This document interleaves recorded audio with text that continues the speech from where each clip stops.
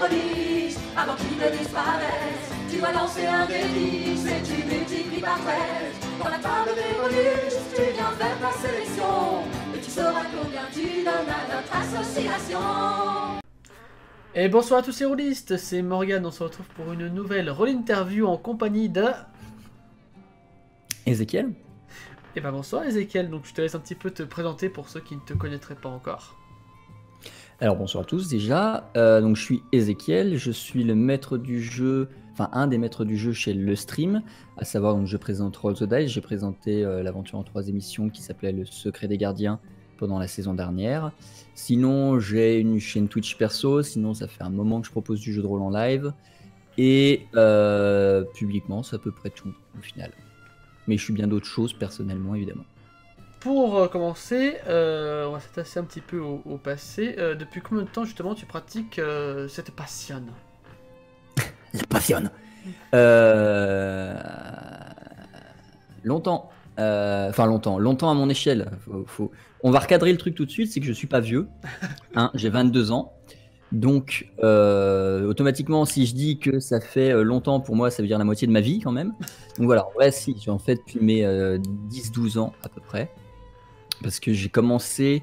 alors j'ai pas commencé par du jeu de rôle traditionnel sur table, j'ai commencé par du JDR forum ou des trucs un peu comme ça, donc uniquement sur internet et uniquement textuel, et j'ai fait ça pendant un moment, puis j'ai commencé le JDR sur table vers Noël 2014, quelque chose comme ça, en tant que MJ. Parce que j'étais, de ma bande de potes, j'étais le premier, enfin le seul à pouvoir le faire et à vouloir le faire. Donc voilà, on a commencé comme ça avec moi en MJ vers Noël 2014 et depuis j'ai toujours été MJ. Voilà. D'accord. Et justement, tu parlais un petit peu de tes parties sur forum. Quels étaient les premiers univers, entre guillemets, sur lesquels tu as commencé? C'est du cyberpunk. C'était du cyberpunk. Ah, j'ai fait... En fait, c'est même un truc que je vais regretter. Alors, je regrette pour plein d'autres raisons. Voilà, ça à part. Je regrette de m'être autant impliqué. Parce qu'en gros, c'était une plateforme, en l'occurrence, unique, qui proposait donc un seul univers, mais dans lequel je me suis enfoncé de mes 10-12 ans jusqu'à 18 ans, je pense, que j'ai fait du non-stop là-dessus pendant 18 ans à renouveler les persos et tout, mais voilà.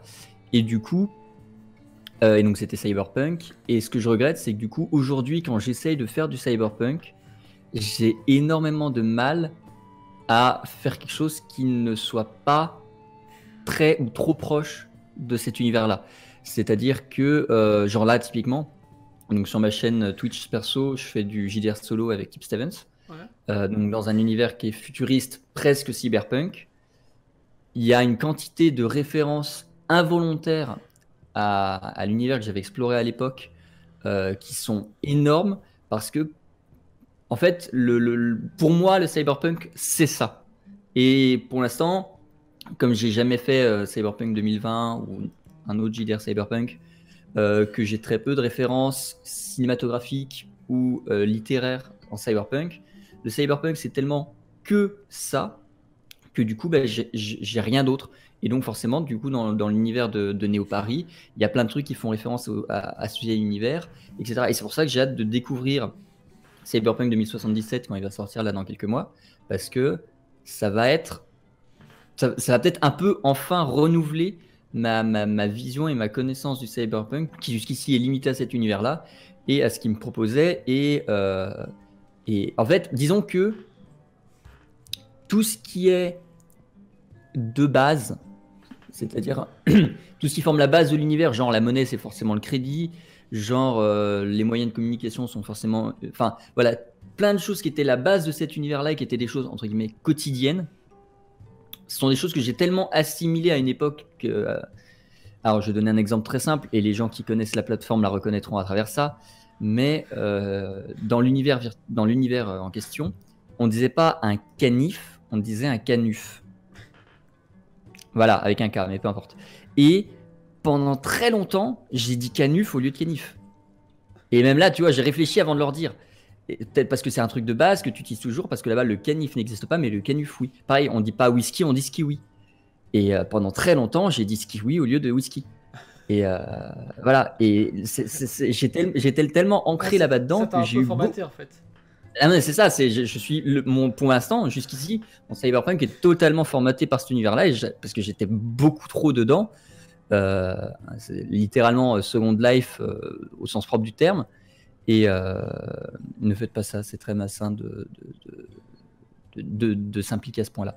Mais bref, et voilà. Que ce soit créativement ou humainement, j'en sors pas super grandi de m'être autant impliqué dans cet univers-là. D'accord. Ok. Bon, en plus, c'est étonnant de voir que tu as commencé justement par du cyberpunk. Enfin, c'est pas quelque chose Bah, en qui est fait, fréquent. le truc, c'est que je suis totalement tombé par hasard dessus. C'est-à-dire que c'était. Alors, la grande époque, je sais pas. Mais c'était l'époque des trucs en mode Grey Police, Tribal Wars, ce genre de. Tu sais, les sites web jeux un Ouais. peu à long terme. Et du coup, je suis tombé sur cette plateforme-là, donc je tais volontairement le nom. Je suis tombé sur cette plateforme-là un jour, et je pensais que c'était un truc justement en mode Crépolis, machin, c'est-à-dire un truc qui demande OK, implication, et je connaissais pas du tout le principe de RP. Du coup, je suis arrivé dessus. Il y a des gens de la communauté qui m'ont expliqué ce que c'était, qui m'ont expliqué, bah voilà, le but c'est de jouer un personnage. Donc typiquement, ta PP, c'est pas la peine de mettre ton pseudo photoshopé, ça ne veut rien dire. Mais en PP, mets un truc qui ressemble à ton personnage. Il faut que tu joues ton personnage, donc il va avoir des actions, il va avoir un RP, il va avoir une logique, un caractère, etc. Et donc c'est des gens qui m'ont commencé à me former au RP au fur et à mesure de toutes mes expériences dans le jeu. Et c'est des gens avec qui je suis encore en contact aujourd'hui, enfin notamment une d'entre elles. Et voilà, mais au début, c'était juste du pif total. Et du coup, je savais pas ce que c'était le cyberpunk, pas plus que ce que c'était le Medfan, tu vois. Je suis juste tombé dedans, on m'a dit, tiens, c'est du RP, tu veux essayer? Puis j'ai fait oui, puis voilà, je me suis fait embarquer pendant 7 ans dedans. Mais ouais, c'était pas du tout prévu, ni pas du tout calculé, parce que moi, à la base, j'étais vraiment en mode, quel jeu en mode The West ou Grey Police est-ce que je vais pouvoir découvrir? Fail. Quelque chose que je vais pouvoir découvrir et au final, 7 ans plus tard. C'est ça. Et puis même 10 ans plus tard, c'est vaguement devenu mon métier, donc. Oui. D'ailleurs, justement, en parlant de ça, comment justement tu as réussi à vivre justement de ça? Oula. Alors dire qu'aujourd'hui j'en vis, c'est très compliqué. Alors dire que dans le passé j'en ai vécu, c'est encore plus compliqué. Non, j'en vis clairement pas. Il faut se dire que, en fait, donc déjà vis-à-vis des JDR solo que je fais sur ma chaîne, ça rapporte rien d'un point de vue économique. Il y a en moyenne 2 subs par live. Je diffuse pas de publicité. C'est pas ça qui va faire tourner la machine. Voilà, le but c'est pas l'argent, le but c'est le fun avec Type, éventuellement moi garder une visibilité, une existence sur Twitch, mais c'est clairement pas la thune. Et même le stream, enfin le premier épisode du Secret des Gardiens, à la base était censé être bénévole.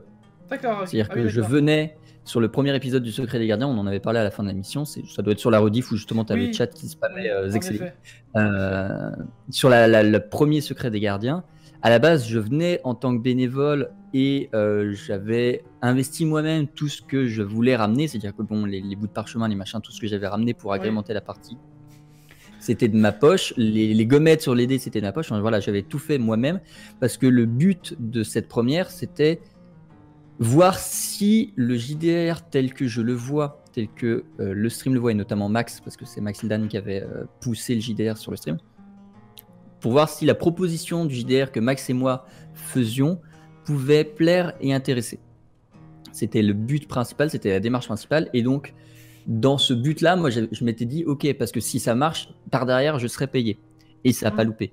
Mais sur le principe de base, la première était pas payée et c'était juste une démo pour voir si ça marchait. Et même moi à l'époque, j'étais prêt à le faire gratos. C'est-à-dire que j'habite pas à Paris, donc tout ce que je demandais c'était d'être défrayé. Parce que mine de rien, Oui. si en plus je devais payer le train, faut pas déconner. Mais voilà, Les tout ce que je bons demandais c'était d'être défrayé. Mais moi à l'époque j'étais prêt à le faire gratos parce que c'est quelque chose dont j'avais envie depuis longtemps. C'est-à-dire que j'ai eu une émission avant sur une chaîne qui s'appelle La Taverne, Oui. qui était du jeu de rôle sur table. Il y en a eu 3 saisons, une en web et 2 sur table, enfin On mettra le lien dans la un description. appart. Voilà, merci. Et le truc, c'est que depuis qu'on avait arrêté Roll the Dice, faire du JDR, ça me manquait. Enfin, faire du JDR en live, partager du JDR, ça me manquait. Mais Roll the Dice à l'époque, donc avec 2 L, c'est comme ça qu'on fait la différence entre les deux. Donc Roll the Dice avec 2 L à l'époque demandait beaucoup de temps, beaucoup d'organisation. On était au moins 5, au moins 6 voire 7 dans le studio pour gérer l'émission. Enfin, c'est un appart, mais voilà. Oui. Et du coup, ouais, ça demandait énormément de trucs, ça demandait énormément de préparation, ça demandait plein de trucs que je pouvais pas remettre tout seul en place, et je voulais pas remettre tout seul en place, et je voulais pas le faire en web, parce que à mon avis, des 3 saisons qu'on a fait sur Roll the Dice, la saison web, donc qui s'appelle l'Orbe du Temps, est la moins bonne et la moins intéressante. Je préfère vraiment avoir mes joueurs en face, avoir un vrai échange.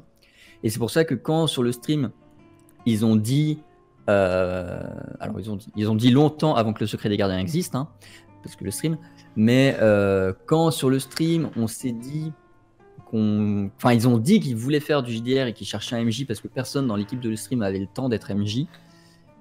Moi, j'ai envoyé un message à Max sur Twitter. Je lui ai fait, bah voilà, je suis MJ, j'ai fait ça comme émission avant. Moi, je peux te proposer ça. Je lui avais fait un doc de 3 pages Word en lui disant, voilà l'émission que je te propose. Et suite à ça, bah, on a parlé, on a essayé de mettre ça en place. Le fait est que l'émission a vu le jour 1 an et demi plus tard. Ouais. Mais voilà. Le fait est que c'est parce qu'ils en avaient envie et parce que moi j'étais prêt à le faire au moins gratuitement sur le début ou au moins pour la démo que j'y suis allé quoi. Donc clairement pas pour l'argent. Et même aujourd'hui du coup pour revenir sur la question de base qui était quand même comment je gagne ma vie, je gagne pas ma vie grâce à ça. D'accord. Là je gagne pas ma vie tout court d'ailleurs, mais c'est autre chose. Mais non, c'est qu'en fait, donc là actuellement en moyenne et sur un rythme normal, Roll the Dice, c'est une émission toutes les 2 semaines, donc grosso modo 2 émissions par mois. Chaque émission est payée, je vais vérifier ce que je veux dire, mais en gros chaque émission est payée pour un certain taux d'heures de préparation et un certain taux d'heures d'animation. Donc même si c'est défrayé, je suis pas payé sur les 30 trajets, alors que pourtant j'en ai bien 10 heures aller-retour, etc. Hop, je vais ouvrir, voilà. Et voilà, en gros, je suis payé sur le temps de préparation, donc qui inclut la mise à jour du scénar pour la séance suivante, le résumé que je fais, etc., etc. Et pour les heures sur place, donc à Webedia, voilà, je suis payé pour 5 heures d'animation, 8 heures de donc ce que j'appelle rédaction, c'est-à-dire tout le travail annexe qui vise à préparer la séance. Donc ce qui est ok, donc représente forcément pas une masse de travail énorme, et donc forcément pas un salaire énorme derrière. D'autant plus que je suis auto-entrepreneur, donc bon, il y a 25% des revenus qui s'en vont. Mais ça représente quelque chose qui est déjà pas mal. D'autant plus qu'avant j'étais monteur pour Max, et que vu que le Max, ce qu'il fait avec ses monteurs, enfin ce qu'il faisait parce qu'il n'a plus de monteur je crois, mais enfin ce qu'il faisait avec ses monteurs, c'est qu'en gros les revenus qui descendaient de YouTube allaient directement aux monteurs. Donc payé aux revenus monteurs, aux revenus YouTube, et malgré tout la chaîne de Max n'est pas une chaîne qui génère forcément énormément d'argent. Donc voilà. Fait est que je suis dans tous les cas beaucoup mieux payé que ce que j'ai pu l'être avec Max. Même si on est, genre, typiquement pour donner une idée aux gens, et à moins que, enfin moi je m'en fous de donner les montants, mais c'est que on est à peu près un tiers de SMIC. Voilà, pour Roll the Dice. Ok. Donc non, j'en vis pas, j'ai la chance d'avoir une femme que j'aime, qui, elle, a un bon travail, a une situation très stable, qui accepte de me supporter, hein, on va dire ce qui est, qui accepte de me supporter dans tous les sens du terme, mais notamment financièrement, parce que pour l'instant, effectivement, c'est pas le plus... c'est le moment de ma vie, depuis que j'ai arrêté d'être étudiant, où je gagne le mieux ma vie, mais c'est clairement pas suffisant. Si j'étais seul, je pourrais pas en vivre. Il y a l'amélioration. C'est ça. Comment tu arrives à préparer toutes ces émotions en amont, les petites énigmes, les défis, voilà. Le scénario de Roll the Dice, en fait, c'est particulier parce que le scénario de Roll the Dice, grosso modo, tout est écrit largement à l'avance. C'est-à-dire que Fenium, alors l'univers de Fenium existe depuis un peu plus longtemps, mais voilà. Parce que en gros, j'ai plein de vieux projets qui traînent dans mes tiroirs et quand j'en ai besoin, je ressors des idées, je ressors des principes, je ressors des machins, je ressors carrément des univers. En l'occurrence, j'avais Fenium dans mes tiroirs depuis 1 an ou 2, mais qui était à un stade très primitif. Je l'ai ressorti, je l'ai étendu et c'est devenu Fenium tel qu'on le connaît aujourd'hui sur le stream. Et du coup, en gros, il y a eu un travail de 3 mois entre juin et début septembre de préparation de l'univers, c'est-à-dire préparation des PNJ, bon même s'il y en a 2 des majeurs qui sont morts très vite, préparation des PNJ, préparation des lieux, préparation de ce que j'appelle les arcs narratifs, préparation du coup de la campagne dans son homogénéité, etc., etc. Préparation entre guillemets des révélations, des trucs comme ça. Enfin, c'est-à-dire qu'est-ce que j'ai envie de montrer de l'univers pendant la campagne, donc le refuge. Donc j'ai tout préparé ça. J'ai bêta-testé une partie de ça. C'est-à-dire que j'avais un groupe de joueurs qui a joué jusqu'à Noël. Enfin, jusqu'à ce que l'émission va aller jusqu'à Noël. C'est-à-dire que le groupe de bêta-test est allé jusqu'à la dernière séance qui est jusqu'à Noël. Alors forcément, ça se passe pas pareil, mais aussi étonnant soit la continuité du scénar qui était rédigé est toujours suivie. C'est-à-dire que pour l'instant, à l'exception de la mort de 2 personnages que je ne vais pas forcément spoiler si vous ne connaissez pas et si vous n'avez pas regardé Roll the Dice, à l'exception de la mort de 2 personnages, tout est dans les rails du scénario qui était rédigé.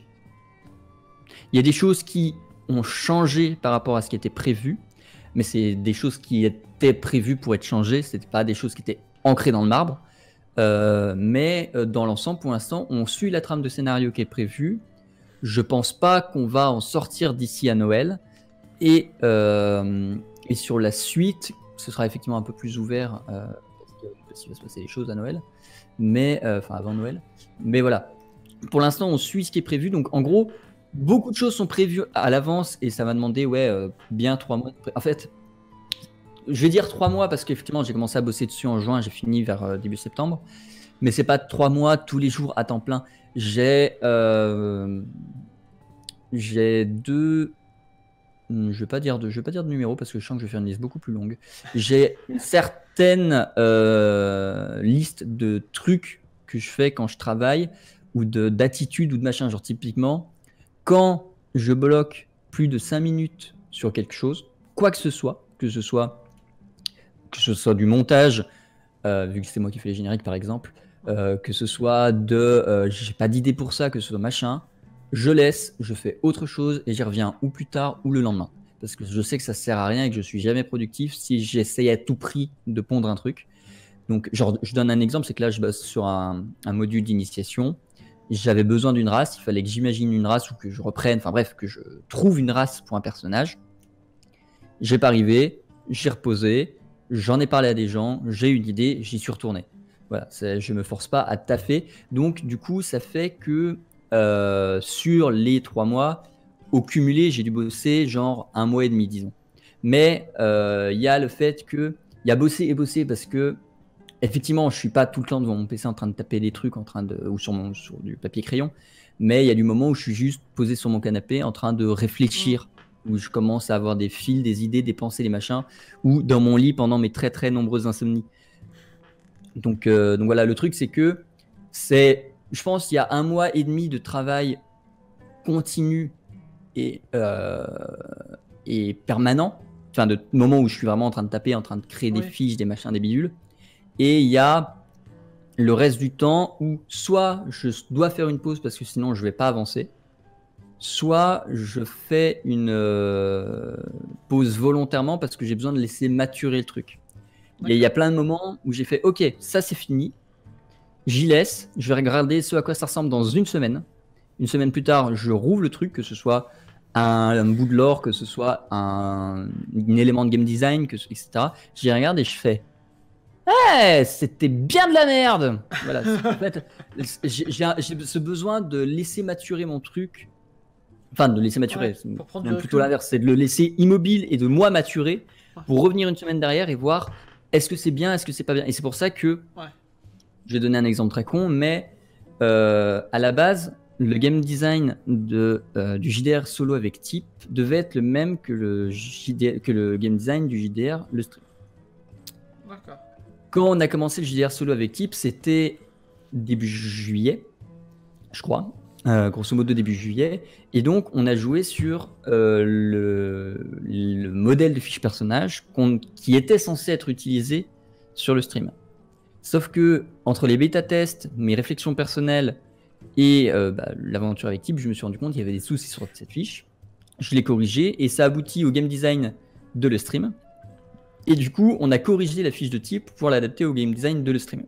Et même là, aujourd'hui, il y a des choses dont je suis toujours pas content dans ce système, et il y a fort à parier qu'à la rentrée de janvier, il y ait encore des changements de règles, notamment tout le système de combat dont je suis pas super satisfait.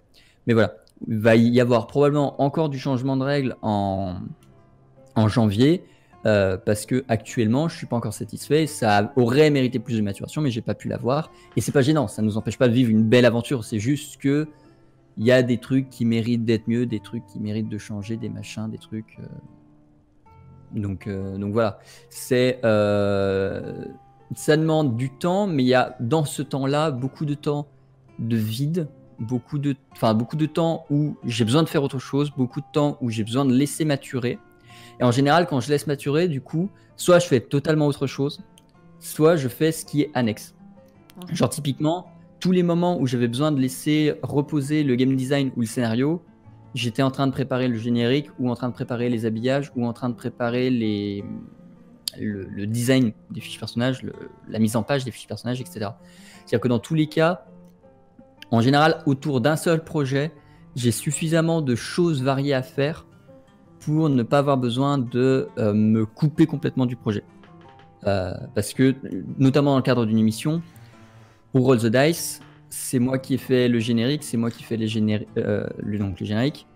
c'est moi qui fais les teasers, c'est moi qui fais les habillages, évidemment tout ce qui est scénario, game design, mise en page, etc. Donc tu vois, il y a tellement de trucs à faire pour l'organisation d'une émission que j'ai pas besoin d'aller chercher ailleurs pour me détendre, parce que, alors je vais dire un truc très con, mais quand tu sors de 4 heures de scénar, aller te mettre sur After Effects pour régler un problème que tu as sur son générique, ça détend. C'est très con, et les gens qui doivent se taper du After Effects H24 vont me tuer, mais personnellement, je prends du plaisir à me détendre devant un générique et à faire quelque chose qui change de juste préparer un scénar et qui me permette d'être créatif d'une autre façon ou quoi.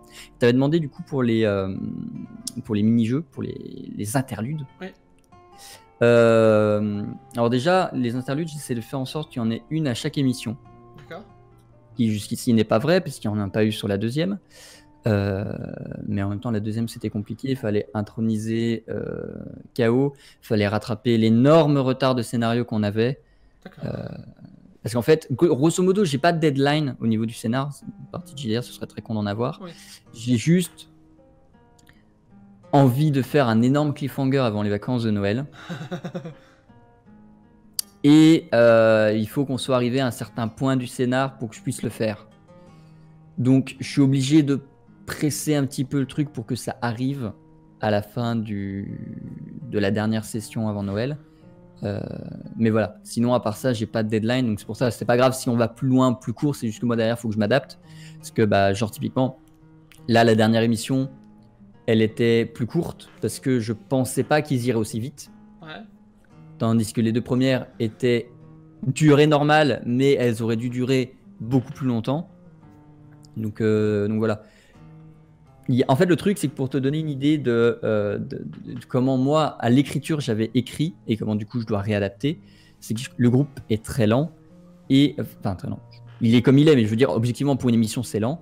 Et du coup, le fait est que ce qu'ils ont joué sur les 3 émissions qu'on a fait jusqu'ici, à la base, était prévu pour tenir en 2.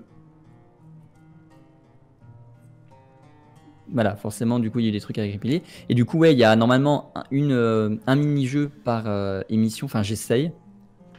Le fait est qu'au bout d'un moment, je vais être obligé de revenir sur des trucs qu'on a déjà vus. Parce que je peux pas non plus totalement innover. Donc là, depuis le début de l'émission, depuis le début de Roll to Dice, on a eu donc les cartes. On a eu donc rien sur la deuxième. On a eu le nerf sur la dernière. Il y en a pour l'instant du coup 2 qui sont prévus parce que j'ai prévu les émissions jusqu'à Noël. J'ai rien de précis qui est prévu pour les suivantes, mais j'ai des idées. Notamment, je pense que les potions que j'avais utilisées sur le Secret des Gardiens vont revenir parce que c'est pas les mêmes joueurs et que du coup ça peut être très drôle. Voilà, j'ai des idées, mais du coup en fait le truc c'est que je me base juste sur des trucs qui sont en partie cohérents et surtout très fun. Et en fait, moi, enfin, il y a eu une critique, une remarque qu'on avait eue sur la première saison, enfin sur le Secret des Gardiens, qui était de dire pourquoi vous faites des mini-jeux comme ça, c'est pas du JDR, qu'est-ce que vous branlez? Et le truc, c'est que moi, je fais ça sur mes tables avec mes potes, avec les gens avec qui je joue IRL. Je cache des post-it dans mon appart et je leur dis, allez trouver les post-it. Donc le truc c'est que bon, c'est un peu mieux réalisé en émission, c'est-à-dire que je m'arrange pour pas mettre des post-it dégueulasses, mais je prends des cartes de tarot, ou pour tirer, je fais pas juste du lance une boulette, mais je demande des pistolets nerfs, enfin voilà. C'est mieux produit, mais dans l'idée, les parties que les gens voient sur le stream sont les parties que je fais chez moi. Même la lumière du studio, j'essaye de faire ça chez moi, c'est-à-dire que je les ai plus, on les a perdus au déménagement, mais avant que je déménage, j'avais des poètes lumineux et je changeais la couleur en fonction de où ils étaient et de l'ambiance. Donc vraiment, l'émission telle qu'on la voit sur le stream est extrêmement fidèle à ce que moi je peux proposer à mes potes quand on vient jouer à la maison. Autant au niveau de lumière, au niveau contenu, au niveau mini-jeu, même les bonbons qu'il y a sur le plateau, c'est très con, c'est moi qui les ramène à chaque fois, mais j'aime bien ramener des bonbons sur le plateau. Enfin, dans mes tables, il y a toujours quelque chose à bouffer sur mes tables. Et c'est pareil sur les... Enfin voilà, on est à ce point-là que, du coup, quand on me dit c'est pas du vrai JDR, du coup, je suis en mode... Je fais quoi depuis 10 ans, du coup? Parce que c'est peut-être pas le JDR comme les gens ont l'habitude, mais c'est le JDR tel que moi je le fais. Et je prends plaisir à le faire, et les gens autour de mes tables, je crois, prennent plaisir à le faire, et les joueurs aussi, et une grosse majorité des viewers aussi. Du coup, je suis en mode, ça va, is ok. À la louche, combien de parties as-tu réalisé / joué en professionnel comme en perso? En pro, je vais compter que celle de le stream, donc jusqu'ici 6 émissions. Parce que j'ai jamais été payé pour faire du JDR à part chez le stream. Donc je vais compter que le stream.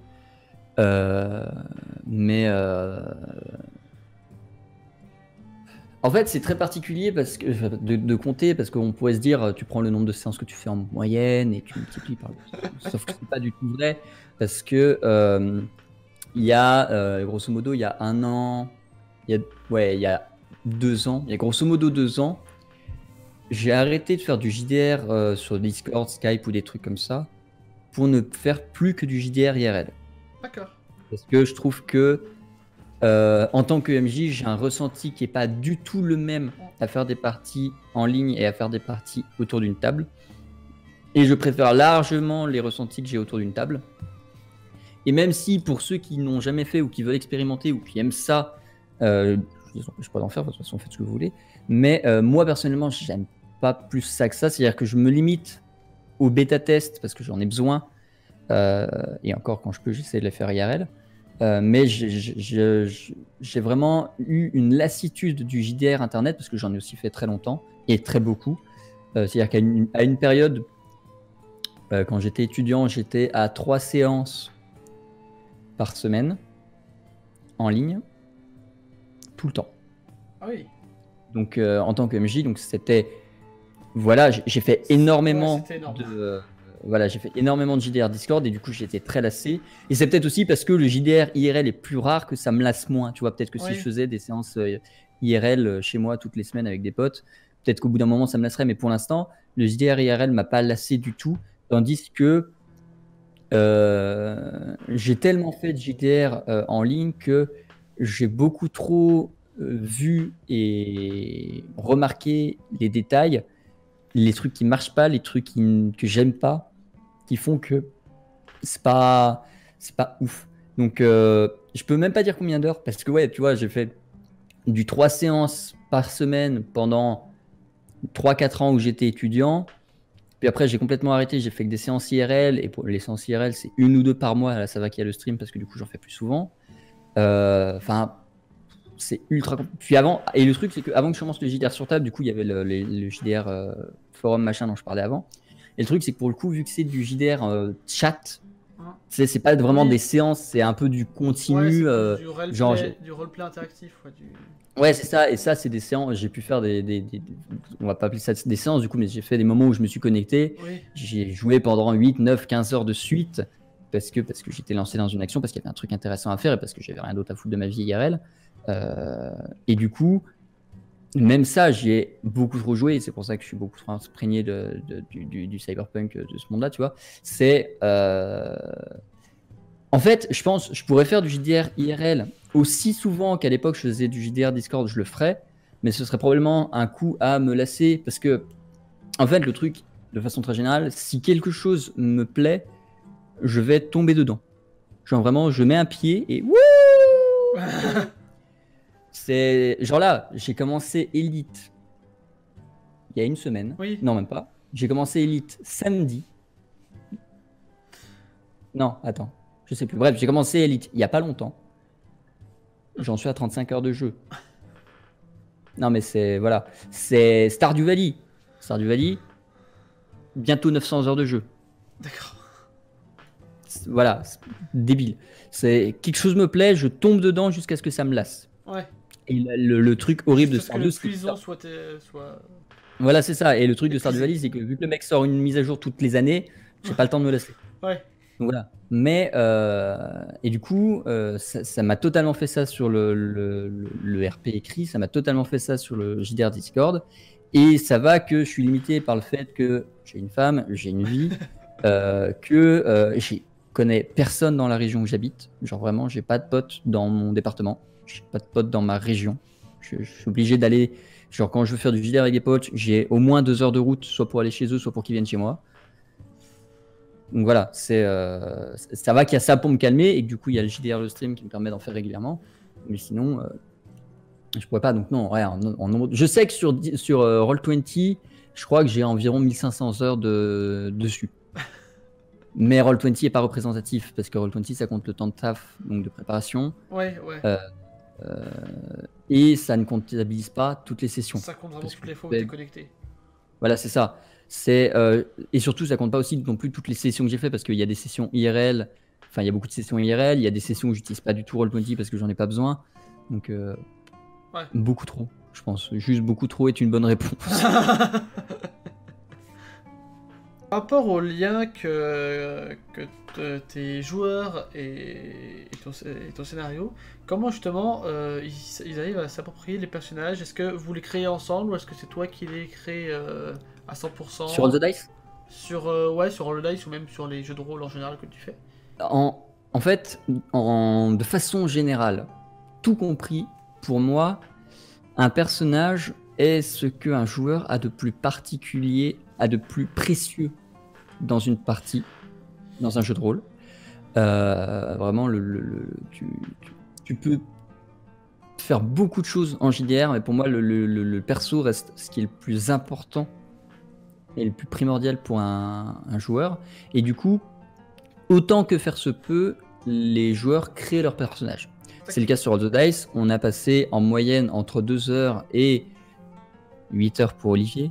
Mais voilà, en moyenne, on passe 2 heures à créer un personnage, à imaginer son lore, à imaginer son passé, son histoire, voilà, à ce qu'il puisse avoir une culture suffisante sur l'univers, à ce qu'il fasse un personnage qui lui plaise, qui lui corresponde ou pas, enfin qui corresponde à ses attentes. Voilà, je prends vraiment le temps de faire ça de façon complète et construite et cohérente et intéressante. Parce que, bon, déjà, le mec va se trimballer le perso pendant au moins 3 heures pour peu que ce soit un one-shot. Et en général, je ne fais pas faire des fiches perso pour un one-shot. Donc, généralement, c'est plus pour des campagnes. Quand tu lances des campagnes, tu sais que tu en as minimum pour une 50aine d'heures. Et encore, je dis minimum parce que c'est vraiment... voilà. Quand tu te lances là-dedans, tu fais pas un personnage pour le troll. En général, tu essaies de faire un truc que tu as envie de tenir sur la longueur. Même si c'est un Fi, tu vois, Fi, il a quand même... il n'est pas juste teubé. Il y a d'autres trucs derrière. Et du coup, bah, tu vas faire un truc qui va te motiver, qui va être intéressant, machin, et quelque chose que tu peux pas retrouver sur des pré-créés. Donc autant sur des one-shots, je préfère les pré-créés, bon déjà parce que tu gagnes énormément de temps, et parce que ça te permet d'avoir de la cohérence, parce que j'ai déjà fait des one-shots. En fait, j'ai déjà fait des séances où on était à une soirée entre potes, et à un moment donné, on se faisait pas forcément chier, mais on cherchait ce qu'on pouvait faire. Et entre les gens qui proposent du weebulling et les gens qui veulent faire du karaoké, il y a des gens qui font « Eh Zek, t'es chaud pour faire un JDR ?» Pardon ? T'es chaud pour faire un JDR ? Vous êtes au courant que j'ai rien ? Ah, t'inquiète, on a DD. Ah. Et du coup, tu improvises un système de règles à l'arrache, tu improvises des personnages à l'arrache. Forcément, les personnages n'ont ni passé, ni présent, ni futur, ni caractère. Ils n'ont rien du tout, si ce n'est des habilités de combat, parce qu'en général, c'est ce que les joueurs vont plutôt chercher sur un one-shot. Et du coup, tu as un scénario qui fait ce qu'il peut improviser en 10 minutes avant que la séance se lance. Enfin voilà. Et du coup, en général, quand je fais du one-shot, je préfère avoir des fiches pré-créées qui sont prêtes, qui permettent aux personnages d'avoir un passé, un présent, un futur, qui permettent aux joueurs d'avoir quelque chose sur quoi se baser de vraiment tangible et pas juste je suis un orc qui tape à l'épée. C'est tout. Voilà, tu vois. Donc, typiquement, là, je suis en train de préparer du coup le module d'initiation. Sur le module d'initiation, il y a, je suis en train de là, présentement, enfin, pas maintenant dans l'instant, mais je veux dire, hier soir, et dès que j'aurai fini cet appel, je vais aller me plancher sur la création des personnages pré-créés. Il y en aura une douzaine qui vont permettre aux joueurs avec qui je vais jouer en général, que ce soit de l'initiation ou pas, c'est un module d'initiation donc c'est fait pour les débutants, mais en général je joue pas qu'avec, mais voilà, de choisir un personnage et de moins avoir un lore, une histoire, un passé, une cohérence, un caractère, un truc. Donc voilà. Non, j'essaie de donner tous les outils à mes joueurs pour qu'ils puissent faire une partie qui leur plaise et qui soit pas trop n'importe quoi, qu'ils aient vraiment un personnage qui ait du sens, soit parce qu'il a été créé, soit parce qu'il a été pré-créé, mais voilà, c'est tellement nécessaire pour moi un bon personnage pour un joueur que on passe forcément beaucoup de temps à ça, soit quand je le fais avec mes joueurs de façon indépendante, c'est-à-dire une séance sur Discord indépendante où ils vont se préparer pendant 2 heures, au minimum 2 heures à faire leur perso, que ce soit dans le lore, dans les fiches, etc. Et les pré-créés, je passe beaucoup de temps dessus pour m'assurer que ce soit quelque chose de pertinent, d'intéressant à jouer. Je m'assure qu'il y a aussi un équilibre dans les pré-créés. Parce que, anecdote de connard comme moi qui fait des systèmes comme ça et donc des pré-créés, les pré-créés, c'est simple à faire en soi parce que c'est juste un personnage. Mais bon, déjà, t'en as pas qu'un. Généralement, t'en fais plusieurs, sinon ça n'a aucun sens. En l'occurrence, moi, j'en fais 12. Et il faut que tu aies suffisamment de variété dans tous ces personnages pour que ça puisse correspondre à tous les joueurs. Ouais, un type de joueur précis. C'est ça. Et du coup, tu vas être obligé dans ces 12 personnages, de faire des personnages qui sont très simples et très légers. Tu vas être obligé de faire des personnages qui vont être beaucoup plus complexes et beaucoup plus difficiles à appréhender. Tu vas être obligé d'explorer toutes les variétés d'armes, de magie, de races, de classes. Et du coup, c'est vachement plus compliqué qu'on se dit parce que là, comme ça, effectivement, je pourrais imaginer 12 personnages. Sauf que moi, j'ai ma façon de jouer. Je sais que quand je suis joueur, en général, j'ai un assassin. Et encore, je suis très rarement joueur. Donc voilà. Et du coup, quand je dois faire des persos, généralement, c'est des assassins. Et genre, typiquement, exemple clé du fait que faire du pré-créé, c'est compliqué. Là, j'étais en train de travailler du coup sur le game design du module d'initiation, tout ça. Et du coup, à un moment donné, j'en parlais avec un de mes potes. Et il me faisait, et les boucliers? Ah! C'est pas mal ça! Parce que je joue jamais de personnage avec un bouclier parce que voilà, que je trouve ça inutile ou pas, peu importe. Voilà, mes personnages n'ont pas besoin d'un bouclier. Et du coup, j'étais en mode le bouclier, cet objet que je ne connaissais pas. Non, voilà, et tu vois, c'est vraiment quelque chose que j'ai dû complètement recréer, adapter, machin, et du coup, depuis, j'y fais gaffe. Enfin, en l'occurrence, c'était pas sur le game design en cours, c'était sur un autre. Et voilà, et depuis, je fais gaffe à ce que le bouclier puisse exister. Genre, typiquement, c'est ce qui fait que sur toutes mes fiches depuis, sur la case arme, c'est plus des dégâts, mais c'est de l'efficacité. Parce qu'un bouclier fait pas forcément des dégâts, tu vois. Oui. Le but principal d'un bouclier, c'est de parer des dégâts. Donc voilà. Et en vrai, c'est vraiment. Enfin, je trouve ça vraiment compliqué de faire un bon pool de personnages pré-créés. Tu peux faire facilement des pré-créés, mais c'est difficile de faire un bon pool de personnages pré-créés. Parce que moi, sur les 12 que je fais, il va y en avoir grosso modo 4 qui vont être très bas niveau d'interprétation. Ça va être le bourrin de base, le connard de base, le voleur de base. Machin. Tu vas en avoir qui vont être beaucoup plus complexes sur des notions de justice, de bonté, voilà, beaucoup plus, je veux dire intéressant pour des joueurs confirmés à jouer. Mais il faut aussi que j'étudie tout le panel d'armes possible, tout le panel. Enfin, voilà. Et du coup, ouais, je prends beaucoup de temps pour m'assurer que les joueurs, que ce soit les miens ou pas, hein, parce que là, en l'occurrence, le module d'initiation, il n'est pas fait que pour moi, que les joueurs puissent toujours avoir un personnage qui soit j'ai plus l'expression en tête, je vais dire le sel. Je suis pas sûr que ceci, ça doit être ça. Ouais, si. Ouais, c'est ça. Qu'ils aient un personnage qui soit vraiment le sel de leur partie, parce que c'est vraiment qu'ils puissent trouver quelque chose qu'ils voulaient, soit parce qu'ils l'ont créé, soit parce qu'ils l'ont pulpique dans un pool de trucs qui leur permet d'avoir suffisamment de liberté pour prendre un truc qu'ils veulent vraiment. Ouais. Donc voilà. Un personnage qui est satisfait, vraiment. C'est ça. Et c'est difficile sur des pré-créés, mais c'est tout le jeu de ça. Ouais, c'est ça.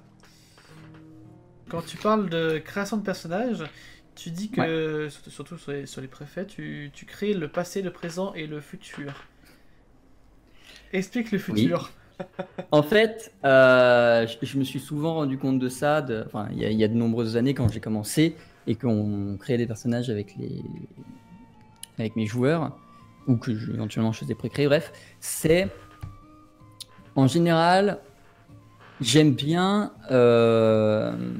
Alors, je vais pas dire écrire leur futur, je sais pas ce qu'ils vont devenir, je sais pas, mais je vais donner des guides ou des lignes directrices de leur comportement, donc y compris leur comportement à venir. C'est-à-dire que même si c'est pas, et même s'il n'y a pas une case sur la fiche personnage, comment se comporter, ou une case que va-t-il lui arriver, il y a toujours j'essaie toujours de glisser une notion de si jamais cette situation se présentait, alors il réagirait comme ça.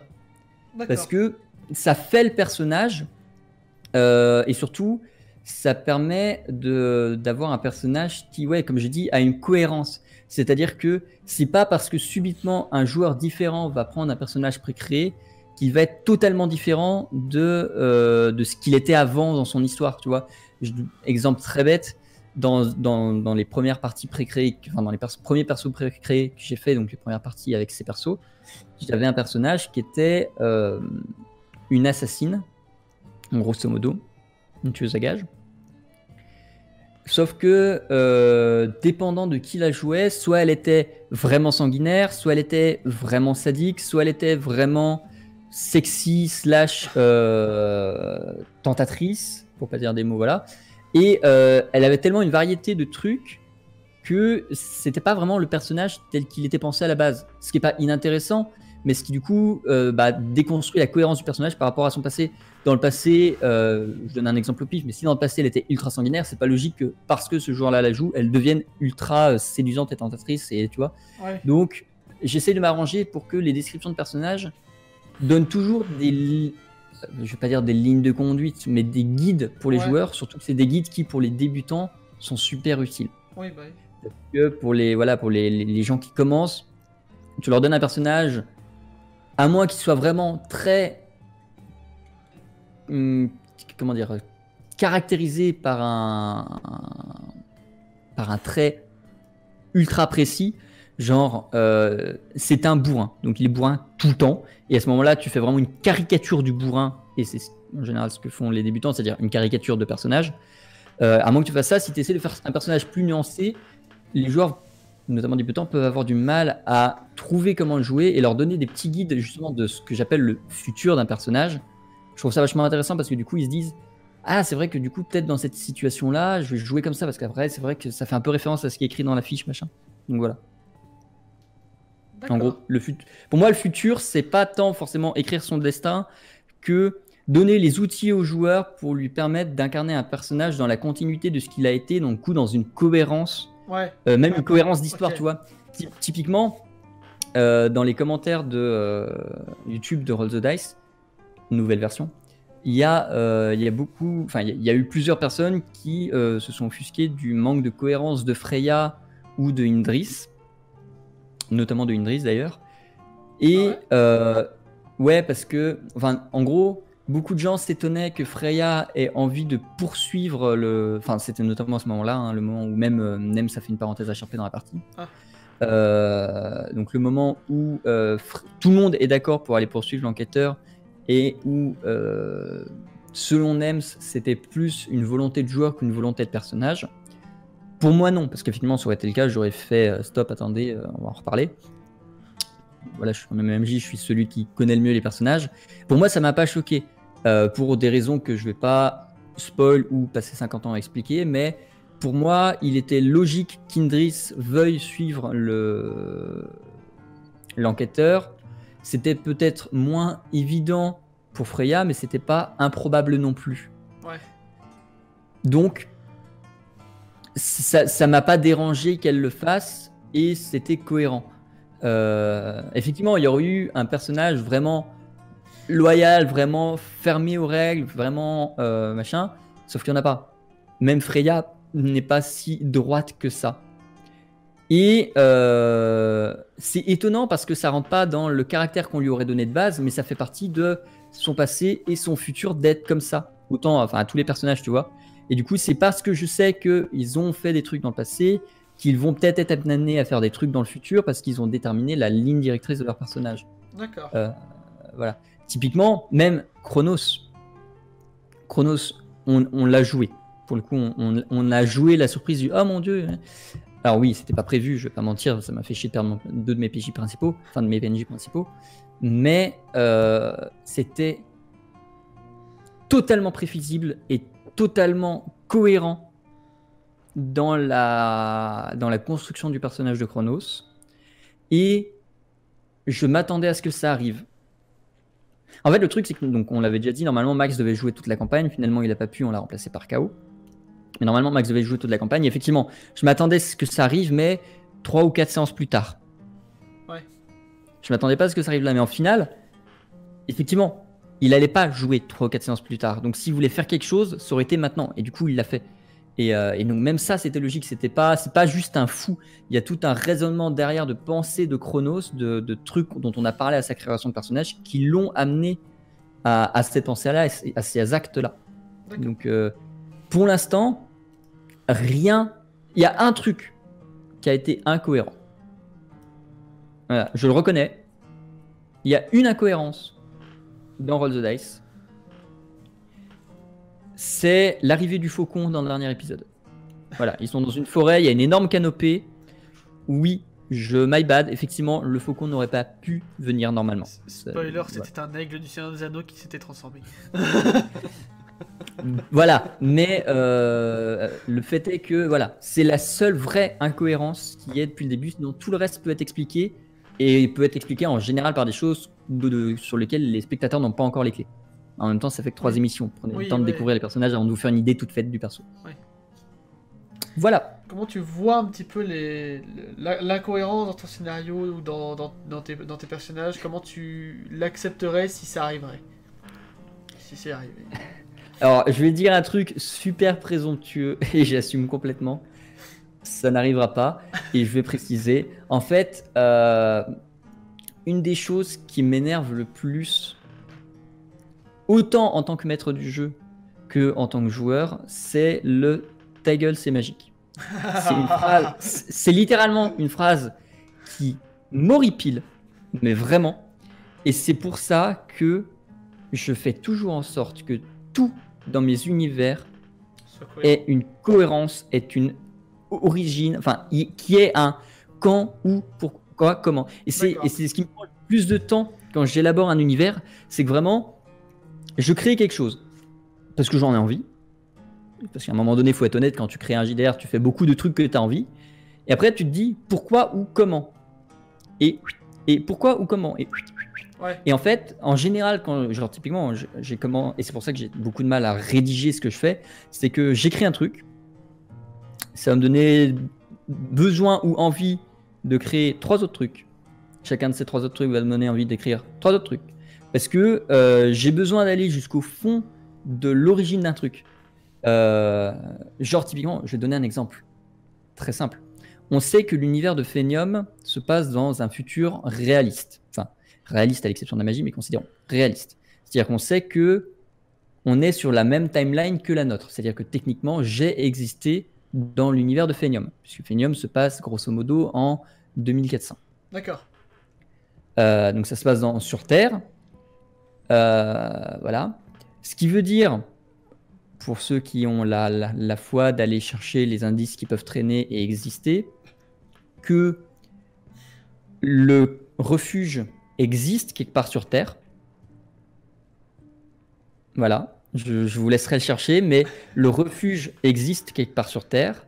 Ce qui veut dire que j'ai déjà donné plein d'indices sur même où ils sont et à quoi correspond. Voilà. Ce qui veut dire que les personnages ne venant pas du refuge, puisqu'ils ont erré pendant une dernière, ils viennent d'ailleurs. Ce qui veut dire qu'il y a le ailleurs. Le ailleurs existe dans l'univers, il est prévu, il est cohérent. Qu'il y a un pourquoi de ça s'effondrer qui est déjà clairement établi. Enfin voilà, en gros, pour juste le refuge, je me suis pas contenté de dire ouais, il y a quelque chose avant. J'ai tout créé depuis aujourd'hui. C'est-à-dire que je suis parti vraiment de 2019, parce que du coup j'ai commencé à travailler sur ça en 2019. Commencé en 2019, j'ai fait ok, qu'est-ce qui a pu amener jusqu'à ça? Ok, il s'est passé quelque chose en 2025, il s'est passé quelque chose en 2030, jusqu'à 2400. Voilà. J'ai tellement besoin que si on me pose une question, j'ai la réponse ou je sois capable d'inventer une réponse parce que j'ai suffisamment posé de trucs stables pour pouvoir construire dessus. Que voilà, c'est actuellement. Tu pourrais me poser, enfin je pense, j'espère, tu pourrais me poser n'importe quelle question qui spoil n'importe quoi sur l'univers. Normalement, je suis capable de t'y apporter une réponse qui est cohérente, soit parce que ça a déjà été vu ailleurs dans l'aventure, soit parce que ça va faire référence à quelque chose qu'ils vont voir plus tard. Normalement, tout est lié. Voilà. Tout a une cause, tout a une conséquence. Exactement. Rien n'arrive sans cause, rien n'arrive sans conséquence. Il y a très peu de choses qui arrivent parce que les seules choses qui arrivent parce que j'ai envie, c'est en général parce que le chat a envie. Il peut y avoir, et c'est même pas de l'incohérence, parce qu'en général, les choix que je propose au chat sont pas des choix qui mènent à l'incohérence, excepté le faucon, on en a déjà parlé. Mais généralement, voilà, c'est plus des trucs que j'envisage qu'est-ce qui est possible dans l'univers et je propose ces choix au chat. Je propose jamais de trucs en mode, genre typiquement, alors, je vais partir à l'extrême, mais il y aura jamais de vote. Est-ce que je fais arriver un dragon? Non. Les dragons n'existent pas. Voilà. Mais voilà, tu vois, donc le travail autour de la cohérence est un énorme besoin que j'ai. Et typiquement, je vais partir sur d'autres trucs, mais je cherche toujours la cohérence là où les gens ne la voient pas. Enfin, je vois souvent la cohérence là où les gens ne la voient pas. Et je donne pour exemple Detroit Become Human, qui est un jeu que j'aime beaucoup. Que beaucoup de gens... Je vais corriger. Que beaucoup de gens trouvent très incohérent. Alors, je parle de cohérence au long terme. Il peut y avoir des cohérences à court terme, mais ça tient plus du faux raccord que de la vraie incohérence. Ouais. Oui. Donc je compte pas les faux raccords en mode Eh, pourquoi il s'est déplacé? Oui, non mais. Voilà, je parle vraiment de Le cinéma. cohérence au sens univers, tu vois, Oui. au sens de l'univers de Détroit. Et pour moi, tout dans l'univers de Détroit se tient dans un. En fait, il y a, on peut considérer que l'univers de Détroit est cohérent si on le prend branche par branche. C'est-à-dire que si tu prends du début du jeu à la fin du jeu en suivant juste la ligne, il va être cohérent. Et encore, c'est pas forcément toujours le cas. Pour le coup, je suis d'accord. Mais en fait, l'univers de Détroit est cohérent dans son ensemble. C'est-à-dire que toutes les timelines, toutes les possibilités, tous les choix, tout ça, qu'on fait un ensemble cohérent qui fait que parfois, et c'est pour le coup une reproche que je fais au jeu, tu as besoin de faire une timeline pour avoir l'explication dans une autre timeline. Ah, ouais. Mais tout a toujours un sens, une explication, une cohérence, voilà. Genre, spoil, mais un peu masqué. Spoil, mais un peu masqué. C'est-à-dire que je vais te dire des trucs qui vont spoil, mais il faut avoir joué au jeu pour comprendre de quoi je parle. Donc, Ok. voilà. Mais Amanda, selon la timeline de Connor, va sembler avoir des buts, des objectifs différents ou des motivations différentes. Ce qui, pour moi, donc je ne fais pas partie de l'équipe de David Cage, hein, donc j'en sais rien. Mais pour moi, tout est cohérent et tout se tient derrière une même motivation qui fait que des fois elle va dire la vérité à Connor et des fois elle va mentir. On sait qu'elle a déjà menti à Connor. Donc pour moi, il n'est pas impossible que même lorsqu'elle fait ses grandes révélations de fin du jeu, elle mente parce qu'elle a d'autres desseins derrière.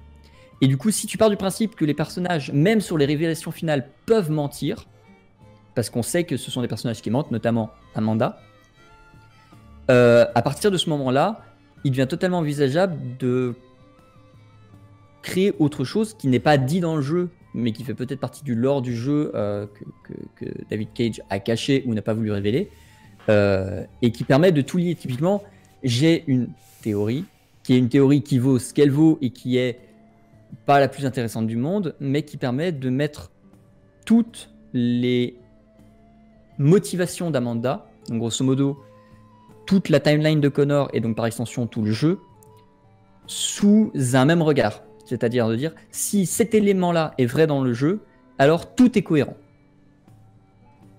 Tu vois? C'est juste que généralement, les gens vont s'arrêter à ce qu'ils voient et ne vont pas aller plus loin que ce qu'on leur donne pour chercher la cohérence, alors que, pour moi, il y a vraiment besoin de chercher. Il n'y a pas juste à se dire, à regarder et se dire c'est pas cohérent. Il y a besoin de chercher plus loin, de regarder comment ça peut être cohérent, dans quel contexte ça peut être cohérent, et qu'est-ce qu'il faudrait rajouter pour que ce soit cohérent, parce que ça se trouve, ce qu'on va rajouter existe vraiment, mais n'est pas montré. Typiquement, la théorie que j'ai, ça se trouve, elle est vraie dans l'univers de Détroit, mais juste, elle n'est pas exploitée dans le jeu. Ou alors pas au point où je l'exploite, parce que j'ai pas non plus exploré à 100% Détroit. Mais voilà. Et du coup, et c'est pareil pour tout, même dans Roll the Dice, il y a peut-être des moments où il y a des choses où vous allez dire hein, mais soit il y a eu des explications 2 séances avant, soit il y aura des explications 2 séances après, façon de parler, mais tout a toujours une raison d'être, même dans le comportement des joueurs. S'ils font quelque chose, c'est que ça fait écho à leur personnage, ils font vraiment quelque chose parce que les joueurs en ont juste simplement envie. Donc voilà, c'est ça vaut pour le JDR de type et ça vaut pour Roll the Dice. Je m'arrange souvent pour mettre des indices, justement, c'est des indices qui sont pas forcément visibles, mais qui existent. Et genre, je vais donner un exemple pour Type, parce que pour le coup, c'est passé, donc c'est pas du spoil. Type, dans l'épisode 1 ou 2, je ne sais plus, je pense que c'est le premier. Dans le premier épisode, il va pour la première fois au Noctambule et rencontre la serveuse du bar qui est rousse. Détail. Plus tôt dans l'aventure, il a rencontré Rachel Hector, qui deviendra l'antagoniste du premier arc narratif, qui est rousse. Oula. Racisme. À la fin du premier arc narratif, lorsque Type va chercher à avoir l'aide du Noctambule, et donc que c'est Rachel qui va décrocher, il ne va pas comprendre, et le chat ne va pas forcément comprendre pourquoi. La serveuse du bar du Noctambule est la fille de Rachel, parce que voilà, les rouges c'était l'indice que j'avais glissé, et du coup le bar appartient à Rachel. Et du coup forcément quand il cherche à avoir l'aide du Noctambule, Rachel va pas l'aider parce que c'est l'antagoniste. Ouais. Voilà, il y a toujours des trucs comme ça de... c'est très cinématographique comme façon d'approcher, alors que j'aime pas spécialement le cinéma, mais c'est très cinématographique ma façon de dire si quelque chose existe dans l'univers, je l'ai rarement posé là pour faire joli. Ouais. C'est si je vous donne un détail, si je vous donne une explication, si je vous dis un truc, c'est que on peut s'en servir. C'est très rare les moments où je fais de la description purement descriptive entre guillemets. C'est d'ailleurs c'est un peu aussi ce qu'on me reproche sur Roll the Dice, c'est que je fais pas forcément beaucoup de travail de description ou de. En fait, entre guillemets, je vais dire quelque chose de très très controversé, mais je fais de la description. Enfin, j'essaie de m'améliorer parce que je suis d'accord que c'est mieux de blinder de description le bordel. Mais jusqu'ici, je fais grosso modo. Enfin, je ne fais de la description. Je ne pense à faire de la description que quand c'est nécessaire pour moi ou pour le scénario. C'est-à-dire que soit je vais faire une description qui va inclure les possibilités des joueurs, ce qui va me permettre d'orienter mes joueurs et de m'assurer qu'ils ne fassent pas n'importe quoi. C'est-à-dire que si je leur dis vous arrivez dans un village, il y a une taverne, une bibliothèque, 100% des joueurs vont aller ou à la taverne ou à la bibliothèque. Voilà. Ça va être utile pour glisser des indices, c'est-à-dire que si je décris quelque chose, un personnage ou un machin, c'est qu'il y a quelque chose à comprendre dans la description du personnage ou de l'événement ou du phénomène ou du... Enfin voilà. Et du coup, effectivement, je pense moins à faire des descriptions quand c'est pas utile parce que j'apporte beaucoup d'importance à la description utile. À la description qui a un sens. C'est... Enfin voilà. Mais je suis d'accord que c'est bête comme façon de penser. C'est-à-dire qu'effectivement, il faudrait que je décrive tout. Genre typiquement, généralement quand je commence à décrire un personnage, c'est que c'est un personnage important. Si je le décris pas et que c'est juste un péon, voilà, on sait que c'est un péon. Et effectivement, c'est un défaut parce qu'on repère facilement les PNJ principaux, parce que je les décris physiquement, parce qu'ils ont un nom, etc. Alors que généralement, ce que je décris pas n'a pas d'importance dans l'univers, tu vois. Donc, mais je suis d'accord que c'est un défaut et je travaille dessus, mais c'est compliqué. Pour rebondir sur une note un peu plus rigolote, est-ce que tu as une anecdote à nous faire partager? Alors, je vais dire ce que tous les MJ vont dire. Je pourrais en raconter 50. Non. Je suis en train de réfléchir à un truc vraiment... parce que j'en ai un qui me vient tout de suite en tête. Mais c'est pour des raisons... je suis en train de voir s'il n'y a pas autre chose qui peut valoir le coup. Alors déjà, j'ai 2 anecdotes. Enfin, purement... C'est pas des faits de JDR. C'est juste après, voilà. c'est pas forcément dans le metagame, ça peut être justement hors partie ou genre juste avant qu'on... Ouais, justement. Voilà. Voilà. Alors, première anecdote. Enfin, je vais en donner 3 en tout. Ok. Je vais donner une anecdote d'un truc qui s'est passé en partie et 2 autres plus sur... Voilà. Première anecdote, je n'ai été qu'une seule fois joueur sur table, sinon j'ai toujours été MJ. Et je n'ai pas aimé. Je n'ai pas aimé être joueur. Voilà. Deuxième anecdote, je n'ai fini jusqu'ici qu'une seule campagne. Toutes les autres ont été abandonnées en cours de route et le scénario jamais fini. Je compte pas le stream parce que voilà, je compte pas le stream, enfin je compte pas ce qui est émission parce que les émissions c'est particulier. T'es tenu de les finir, tu vois. Mais si je compte pas les Roll the Dice ou le Secret des Gardiens, je n'ai fini qu'une seule campagne dans ma vie. Voilà, il y a vraiment que un scénario que j'ai réussi à tenir de A à Z. Voilà. Et donc l'anecdote de jeu. Alors faut aussi remettre le contexte parce que le contexte est important. Donc c'était au Geek Ferries, donc qui est une convention que j'aime beaucoup à faire. Donc sur lesquelles il y a des tables de JDR, etc. Donc bon, il fait froid parce que c'est la nuit. T'es dans le parc d'un château, donc voilà, c'est quand même une ambiance un peu particulière. Bref. Et donc, on se lance pour une partie, on se donne rendez-vous genre 20h, 21h, on commence la partie, machin. Moi, j'ai un scénario qui est carré, qui fait 4 heures, grosso modo. On joue avec 4 ou 5 personnes. Je crois qu'ils étaient 4 joueurs et il y avait quelqu'un qui nous regardait. Bref. Et donc, voilà, on commence à jouer. C'est une convention, donc c'est un peu bruyant. On est en extérieur de nuit, donc il fait froid. Tout fait que rien ne va dans les esprits des joueurs, à tel point que à un moment donné, les joueurs, donc univers Medieval Fantasy, les joueurs en viennent à utiliser une pierre de transformation. C'est-à-dire qu'ils ont un ennemi en phase 2. Un des joueurs a une pierre de transformation animale, c'est-à-dire que ça transforme un humain en animal. Et en gros, cette pierre, c'est tu lances un dé de 1 à 20, enfin un dé 20, et plus tu es proche de 1, plus ça va faire un insecte ridicule oubliable, et plus tu vas être proche de 20, plus ça va faire quelque chose de gros et de massif. Statistiquement, tu as quand même grosso modo une chance sur 2 pour tomber sur quelque chose qui fasse la taille d'un chien ou moins. Ouais. 20. Votre ennemi se transforme en dragon de 15 mètres de long. Qu'est-ce que vous faites? On peut relancer, je crois qu'il y a un point de règle là qui nous permet de relancer. C'était vrai. Voilà. Il relance. 20. Bon bah très bien, il me reste plus qu'une pierre donc je vais l'utiliser sur moi pour devenir un dragon aussi. Ah. 3. Quand le sort s'acharne. On a perdu 2 personnages. Et on n'a pas pu finir la quête au Geek Ferries, on a dû la finir sur Discord en rentrant parce qu'on était trop claqués. Parce que ça, grosso modo, c'est arrivé à un moment de fatigue extrême, ça devait être 3h du mat, tu vois. Donc après une journée complète de convention, voilà. Donc voilà, on a dit, ok, c'est bon, il y a 2 persos qui sont morts, on a un dragon qui traîne, fuck. Voilà, on a arrêté la partie, on l'a repris sur Discord plus tard, du coup, avec 2 nouveaux personnages pour remplacer les 2 qui étaient morts. Et, enfin voilà. Mais ouais, non, des fois, les dés. Ils sont pas très sympas. Non. Mais ça va, généralement, en tant qu'MJ, t'as toujours moyen de gérer. D'accord. C'est plus pour les joueurs que c'est problématique. Donc ça, c'était une partie où t'étais joueur ou MJ? Non, MJ. Comme j'ai dit, j'ai fait qu'une seule partie en joueur et non, c'est clairement pas celle-là. Et bah justement pour rebondir sur ça, pourquoi tu n'as pas aimé être joueur sur cette partie? Une excellente question. Alors déjà pour remettre le contexte, c'est toujours important le contexte.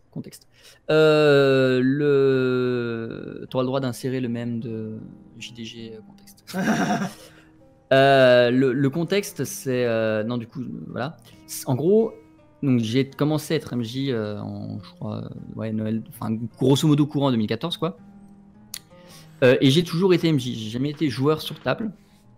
Et à un moment donné, on m'a proposé d'être joueur sur table et j'étais en mode pourquoi pas. Après tout, ça peut être fun. Et en fait, il y a plusieurs choses qui m'ont dérangé. Bon, déjà, forcément, c'était du pré-créé. Parce que bon, c'était un one-shot, machin. Mais en fait, l'erreur qu'il y a eu, je pense, c'était de faire du pré-créé sur base de ce qu'on voulait et de nous donner une vague description, de nous demander une vague description de ce qu'on voulait. Parce que du coup, tu t'attendais à avoir un personnage qui collait à ce que tu as proposé. Genre moi, typiquement, comme je dis, je fais toujours une espèce d'assassin. Un hybride assassin magique. Et là, je me suis retrouvé juste avec un tank. D'accord. Voilà, enfin avec un tank DPS, un truc avec une force surhumaine et tout. J'étais en mode. Alors oui, c'est drôle à jouer parce que tu lances 50 millions de dés pour faire des dégâts, mais c'est pas plus intéressant que ça à jouer quoi. Donc voilà. Enfin, c'est surtout parce que je voulais quoi. Donc voilà, il y a de ça. Il y a le fait que forcément quand t'es pas MJ, t'as pas une t'as pas une totale liberté sur ton personnage, ou du moins j'avais pas la sensation d'avoir une totale liberté sur mon personnage dans ce RP là, dans ce JDR là, et du coup ça me gêne parce que bon, en tant qu'MJ t'as la liberté de faire ce que tu veux, donc voilà.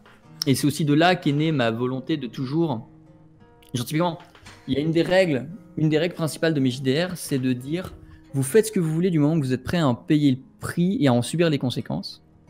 Et ça vient notamment de cette partie-là où j'avais l'impression de rien pouvoir faire, même si j'étais prêt à en mourir, tu vois.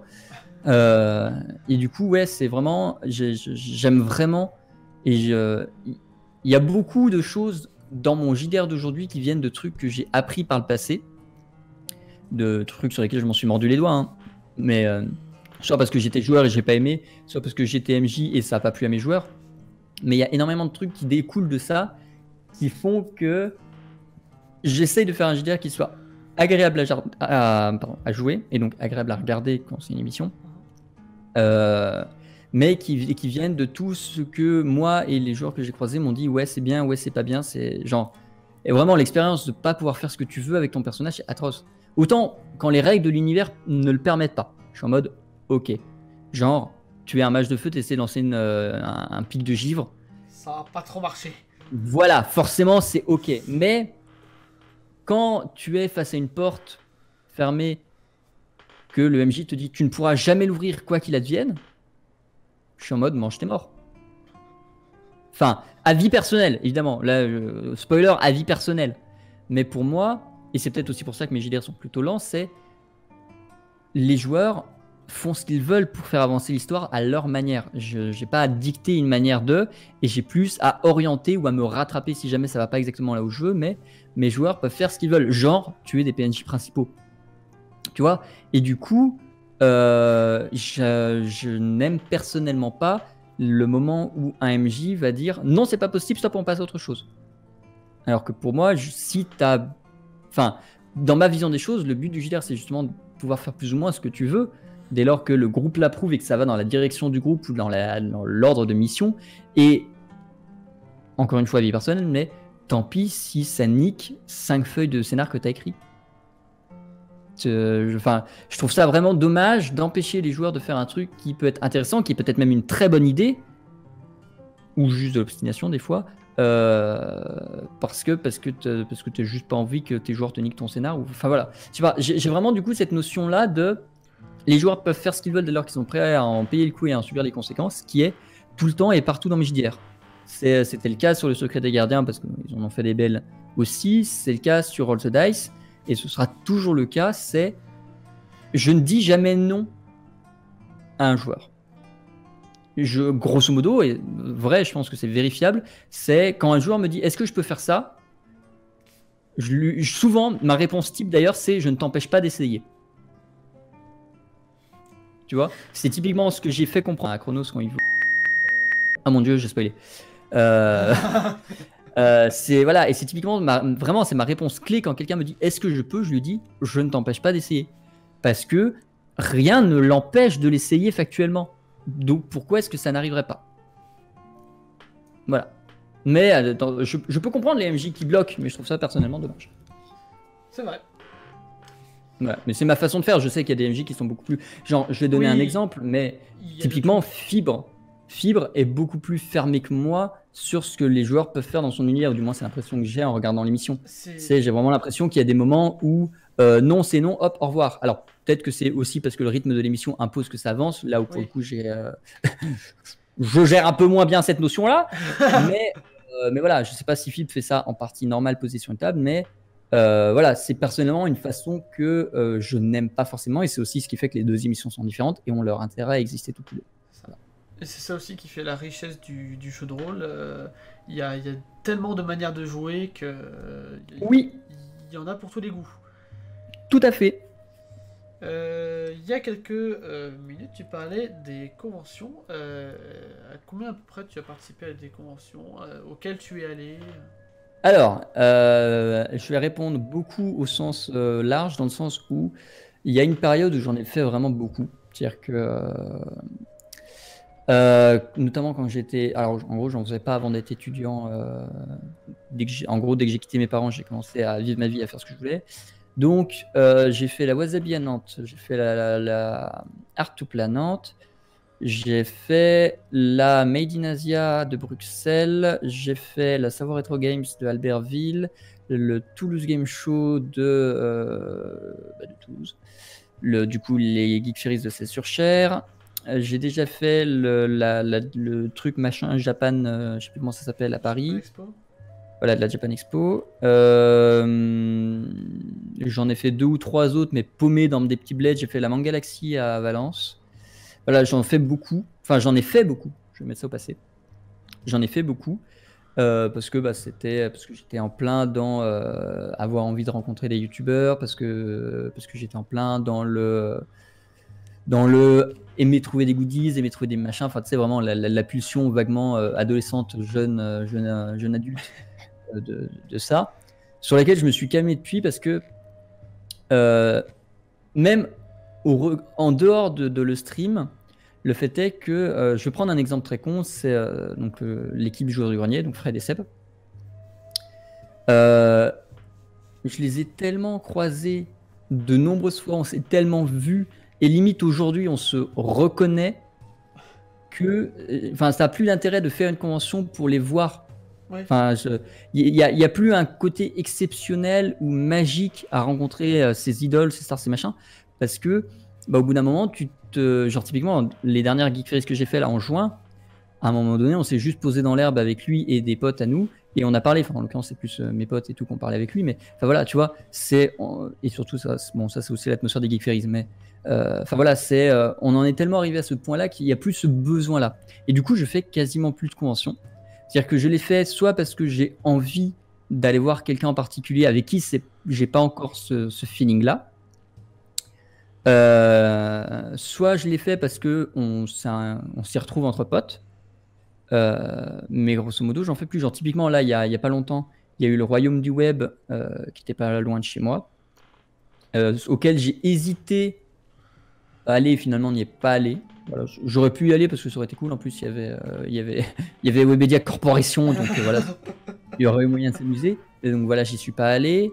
Là, je vais pas en refaire avant probablement la Made in Asia Bruxelles, donc en mars-avril, que je vais sans doute faire parce qu'on y va pour une pote. Enfin, on va y voir une pote en gros. Parce que bon, la Belgique, c'est pas la porte à côté de chez moi, donc on en profite. On va sans doute faire les Geek Fairies, mais c'est pas sûr. Parce que les Geek Fairies, c'est vraiment une convention que j'aime beaucoup, mais elle est petite, elle est loin. Il y a de moins en moins de potes à nous qui y vont, donc bon, ça a de moins en moins d'intérêt. Et surtout, le défaut des Geek Fairies, c'est que si tu veux être bien logé, tu es obligé de réserver 1 an à l'avance. C'est-à-dire que là, notamment, on est en novembre, je pense. Tu commences à appeler les gîtes des Geek Fairies, enfin de Celles-sur-Cher, pour les dates des Geek Fairies.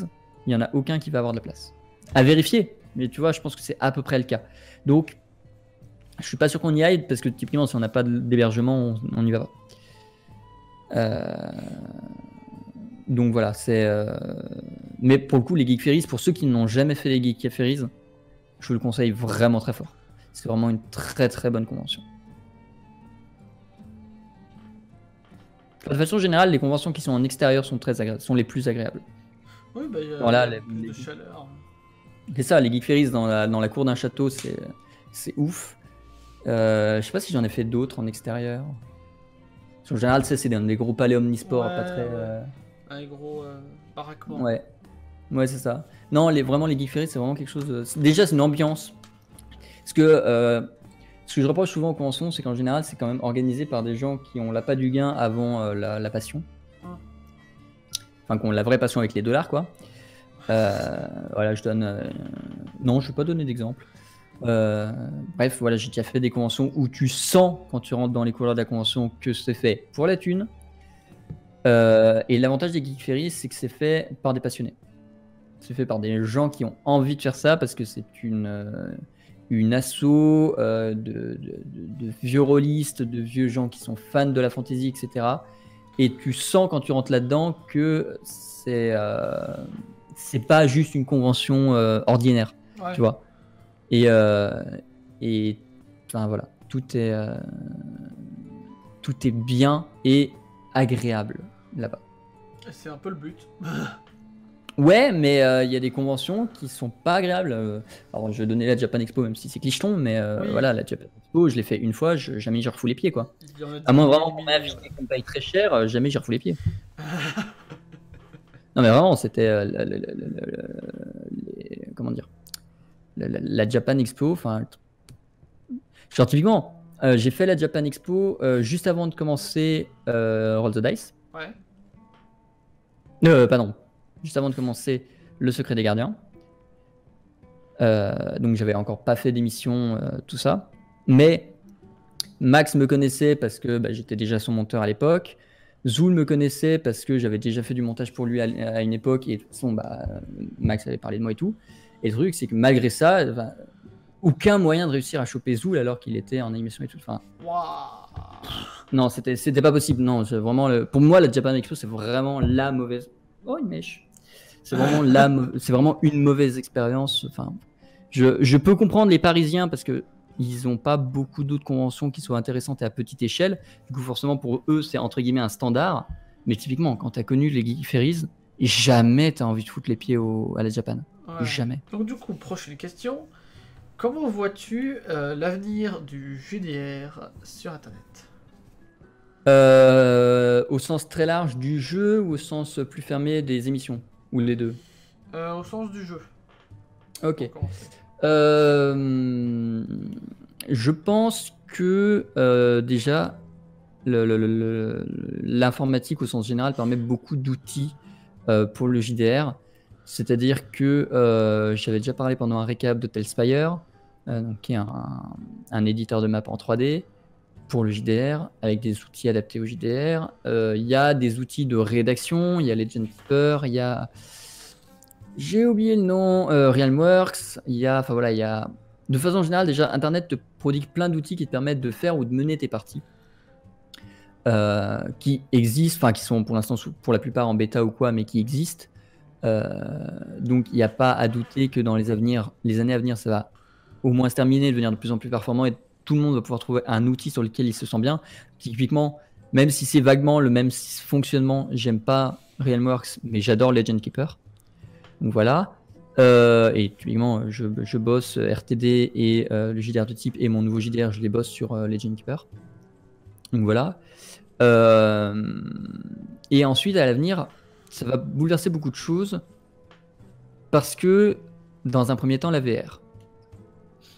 Quoi qu'on pense de la VR, je pense que à moyen terme, pour peu que ça accroche bien, que la technologie s'adapte bien et qu'on trouve un moyen d'avoir des VR vraiment intéressantes à domicile, même si personnellement j'y crois pas trop à domicile, imaginons, la VR peut être un excellent outil pour le JDR.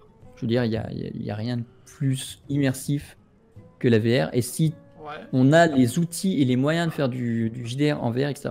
Personnellement, je pense que la VR, malheureusement, va quitter les domiciles.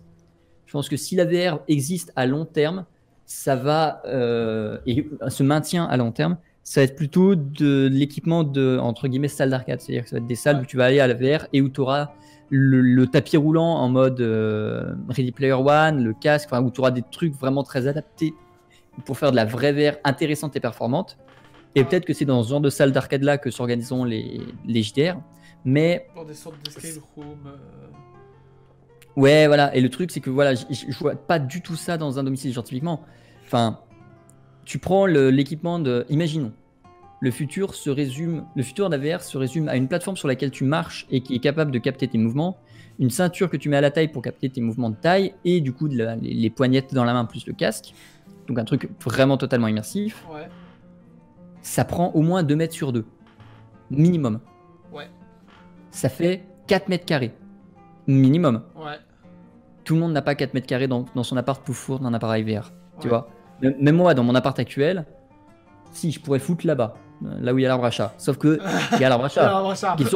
Qu'est-ce que je fous là? Enfin, tu vois, c'est très con, mais ça prend beaucoup trop de place. Là où, pour le coup, c'est vraiment intéressant. Enfin, c'est littéralement la même problématique que les bornes d'arcade à l'époque. C'est cher, ça prend de la place. Donc, on les fout dans des salles d'arcade. Et tant que la VR sera comme ça, pour moi, ce sera plus quelque chose qui sera lieu à la salle d'arcade. Et du coup, ça me semble totalement envisageable. Actuellement, il y a des escape games en VR. Ça existe, il y a des boîtes qui proposent ça. Faire une boîte qui propose du JDR en VR avec le même genre d'équipement, tu vois, sauf qu'au lieu de proposer juste une grosse énigme, une escape, tu proposes vraiment une séance de 3-4 heures en VR. Ça peut exister, il faut juste que la technologie puisse suivre et tout. Donc pour moi, technologiquement, il y a plein de choses sur ça, côté VR. Ensuite, il y a l'AR. Et l'AR, je pense que ça peut être vraiment pour le coup domestique et super utile. Donc la réalité augmentée. C'est-à-dire que j'ai vu il n'y a pas longtemps alors je sais plus si c'était un Kickstarter, un prototype ou simplement un concept, mais en gros c'était pour éviter les coûts de matériel du jeu de plateau. Il y avait une proposition qui était donc que tous les joueurs aient des lunettes à réalité augmentée et qu'en gros sur une table blanche ça vienne créer les pions, les tuiles, le plateau, le machin, et que tu puisses tout jouer en mode tabletop simulator, tu vois, Ouais, mais en réalité augmentée. C'est-à-dire que tu es quand même autour de ta table avec tes potes et tout, tu les vois, ouais. juste tu as des lunettes pour voir ce qu'il y a sur la table. Et que si tu les enlèves, c'est juste une table vide, tu vois. Ouais, d'accord. Et ce que je trouve vraiment intéressant, parce que pareil, au niveau du JDR, t'imagines ça, bah tu peux mettre des documents, tu peux faire des cartes, et typiquement carrément. là des trucs de type Talespire ou même simplement Roll20, t'es plus obligé d'avoir un écran sur ta table, t'es plus obligé d'avoir un truc qui est pas forcément pratique, tu peux avoir un truc en 3D, en relief, t'es plus obligé de faire des maquettes, même si j'applaudis beaucoup trop fort les gens qui font ça parce que c'est ouf. Mais tout le monde ne peut pas avoir ça, et même si moi j'aimerais beaucoup avoir des maquettes, enfin genre. Avec des types de rameurs. Non mais voilà, tu vois.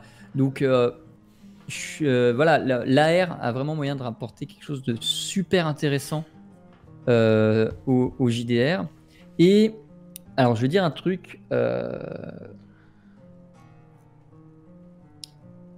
Pour moi, surtout, ce qui va être intéressant dans le futur du jeu de rôle, c'est quelque chose qui est très proche de ma façon de penser générale autour du jeu de rôle. C'est, je trouve, personnellement, que le jeu de rôle, ou du moins ce qui est très accessible du jeu de rôle, est trop immobile, dans le sens où ça ne bouge pas et il n'y a pas beaucoup de nouveautés et on est trop ancré dans ce qui fonde les piliers du JDR. Et ce sont des trucs que je comprends et auxquels j'adhère, dans le sens où même moi, mon module d'initiation, il y a des elfes, des nains et des trucs dedans, tu vois.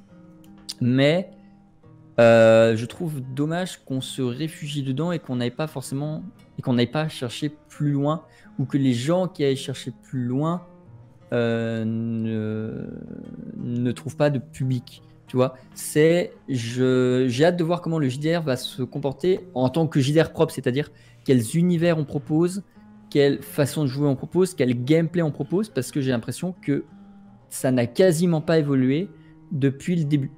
J'ai l'impression que, grosso modo, les règles de jeu tournent toujours à peu près autour des mêmes bases depuis les origines de D&D, pour parler du Medfan.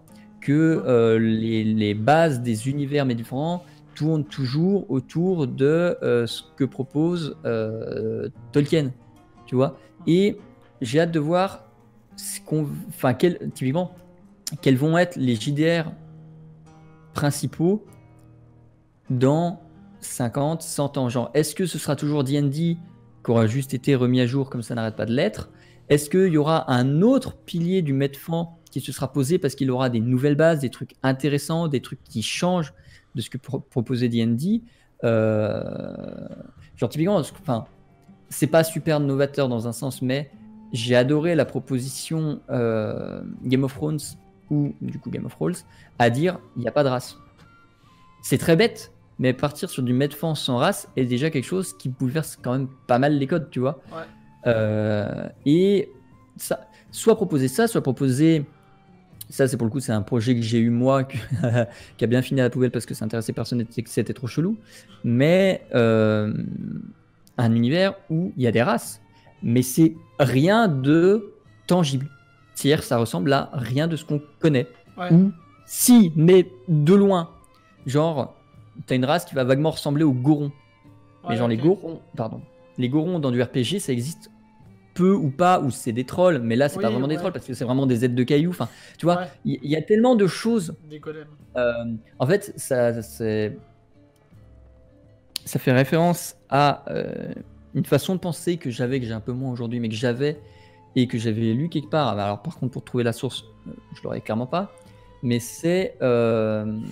mais pour le coup, c'était une réflexion artistique. C'était pas une réflexion propre au JDR. C'était vraiment une réflexion de l'art. Mais c'était, on est trop baigné dans un milieu culturel pour être capable d'innover. C'est-à-dire que quand on va chercher à innover alors qu'on est plongé dans un milieu culturel, il y a forcément des références de ta culture qui vont sortir dans ce que tu vas chercher à innover. Et c'est pour ça que tu vas jamais être parfaitement novateur. Tu vas juste te contenter de reprendre ce qui existe et de le mettre à ta sauce. Mais grosso modo, des idées parfaitement neuves sont très difficiles à obtenir dès lors que tu es dans une culture, au sens large du mot culture. Et effectivement, tous les gens qui ont connu du Tolkien ont du mal à envisager le Medfan autrement qu'à travers ce qu'a pu proposer Tolkien. Ou pareil pour le space opéra à travers Star Wars ou Star Trek, ou etc. etc., etc. Alors qu'il y a forcément d'autres choses à explorer, il faut forcément d'autres choses à faire. C'est juste que, du coup, vu que c'est pas inclus dans notre culture, c'est chelou, donc les gens qui les imaginent passent pour des fous, etc. Mais je serais curieux de voir jusqu'où on peut aller comme ça par des gens qui ne sont pas de notre culture. Alors, pareil, le JDR, grosso modo, c'est quand même quelque chose de vachement occidental. Qu'est-ce que donnerait un JDR d'origine asiatique, par exemple? Parce qu'on sait qu'ils font les JRPG qui sont pour le coup du jeu vidéo, mais que donnerait un jeu de rôle sur table écrit par un japonais, un coréen, un chinois? Parce que, à ma connaissance, ça n'existe pas, ou peu, ou c'est vraiment perdu dans les limbes, tu vois. Oui, après, il y a des jeux de rôle un petit peu européens qui reprennent un petit peu ce style-là. Je sais que L5A le fait, mais après, c'est pas... Ouais, mais tu vois, c'est pas quelqu'un de la culture qui l'a écrit. Oui, C'est un... oui, voilà, c'est ça. Tu vois, c'est pour ça, moi, c'est ce que je me demande. Ça reste du point de vue occidental. C'est ça, que donnerait un jeu de rôle complètement créé par quelqu'un qui a toujours vécu dans les codes sociaux du Japon ou de l'Éthiopie ou de l'Australie, c'est un peu plus occidental quand même. Enfin, tu vois, de l'Inde, c'est qu'est-ce que, genre typiquement, ouais, voilà, un JDR indien, un JDR chinois, un JDR japonais, qu'est-ce que ce serait? Est-ce que les règles du jeu seraient différentes? Est-ce que les règles de création de personnages seraient différentes? Est-ce que la façon dont ça se déroulerait? Il y a plein de trucs qui peuvent être super intéressants et qu'on n'explore pas ou qu'on ne cherche pas à explorer. Et je vais... Voilà, là, c'est le moment où je vais me faire lyncher dans les commentaires. Bonjour les commentaires. Je n'ai jamais vu Le Seigneur des Anneaux. Je n'ai jamais vu ni lu Harry Potter. Jusqu'à très récemment, je n'avais pas vu Star Wars. Je n'ai quasiment aucune référence cyberpunk. Enfin voilà, tu vois, j'ai très peu de références parce que même si je les prends de plus en plus dans la tronche, parce que je me dis que je peux, dans cette ignorance, trouver quelque chose de nouveau. Et je vais donner un exemple très bête, mais dans le système d'initiation que je fais, que je suis en train de créer là, j'ai commencé à faire des bêta-tests, et à chaque bêta-test, on m'a dit « C'est marrant, c'est nouveau et c'est vachement bien. » Genre, j'ai jamais vu ça et c'est vachement bien. Et j'étais en mode « Je suis content, parce que c'est ce que je cherche à apporter au JDR. » Je veux pas proposer quelque chose de totalement nouveau parce que ça marche pas. Tu proposes quelque chose qui change totalement les codes, c'est bon, t'as perdu tout le monde. Mais tu proposes déjà une idée qui est nouvelle. En l'occurrence, c'est une idée de gestion d'état de personnage et de dégâts. Mais voilà, tu proposes quelque chose d'un peu nouveau comme ça, qui va, voilà, et après ça va pouvoir aider les gens parce qu'effectivement le tout nouveau ne marchera pas. Mais voilà, et du coup, je suis partisan de. Enfin, personnellement, c'est ce que je fais, faites ce que vous voulez. Mais personnellement, je reste loin de ce qui peut m'influencer pour tenter de trouver des choses qui soient nouvelles. C'est typiquement le principe de base de l'univers du Secrétaire Gardien, c'était cette idée selon laquelle la voûte stellaire est un papier troué, un papier noir qui est troué, qu'en fait l'univers est blanc, il n'est pas noir. C'est juste que le papier est noir et du coup tu ne vois que ce papier noir et les étoiles c'est les trous de ce papier-là. Et du coup c'est juste... Voilà. Et voilà, tu vois, c'est une idée nouvelle jetée comme ça, mais qui vient de nulle part. Et je pense, et j'espère, que ça m'est venu parce que j'ai réussi à avoir la liberté de ne pas être influencé par ce qui pouvait déjà exister comme mythe autour de l'origine des Woodster, tu vois. Genre, je sais qu'il me semble qu'il y a quelque chose autour de ça dans l'univers Elder Scrolls. Oui, toujours pareil, que je connais de très loin. C'est ce que j'ai pensé aussi. Mais voilà, voilà, comme je suis très loin de tout ce qui peut me donner des idées, parce que ça existe déjà, du coup, ça, j'imagine, j'aime à croire que ça me permet de proposer des choses qui effectivement ne sont pas vues, sont nouvelles et sont surtout intéressantes, c'est le but aussi. Comme la règle que j'ai créée là sur le machin, que vous découvrirez dans le module d'initiation, comme la notion de la voûte stellaire qui est juste un papier troué replié sur lui-même. Voilà, c'est l'inspiration... philosophie. Non, comment dire, quand tu crées quelque chose, il se peut, et c'est même, il me semble, un biais psychologique qui existe, que quand tu vas avoir besoin de créer quelque chose, inconsciemment, tu vas aller chercher dans ce que tu connais ou ce que tu as déjà vu. Oui. Et Et- c'est la somme de toutes ces références qui fait la création. Voilà, c'est ça. Et pour moi, oui. Mais du coup, j'aime à croire qu'il y a aussi une forme de création qui vient de nulle part. Voilà, je sais pas si c'est vrai, et je sais pas si j'y arrive, mais j'aime à croire qu'il y a une forme de création qui vient de nulle part, Ouais. qui ne vient pas de... qui du coup brise ce concept de tout a déjà été fait, tu vois. De vraiment se dire qu'il existe encore des choses qu'on n'a vraiment pas du tout explorées, mais pour lesquelles il faut être détaché culturellement de ce qu'on a fait avant, pour envisager quelque chose de nouveau et d'intéressant.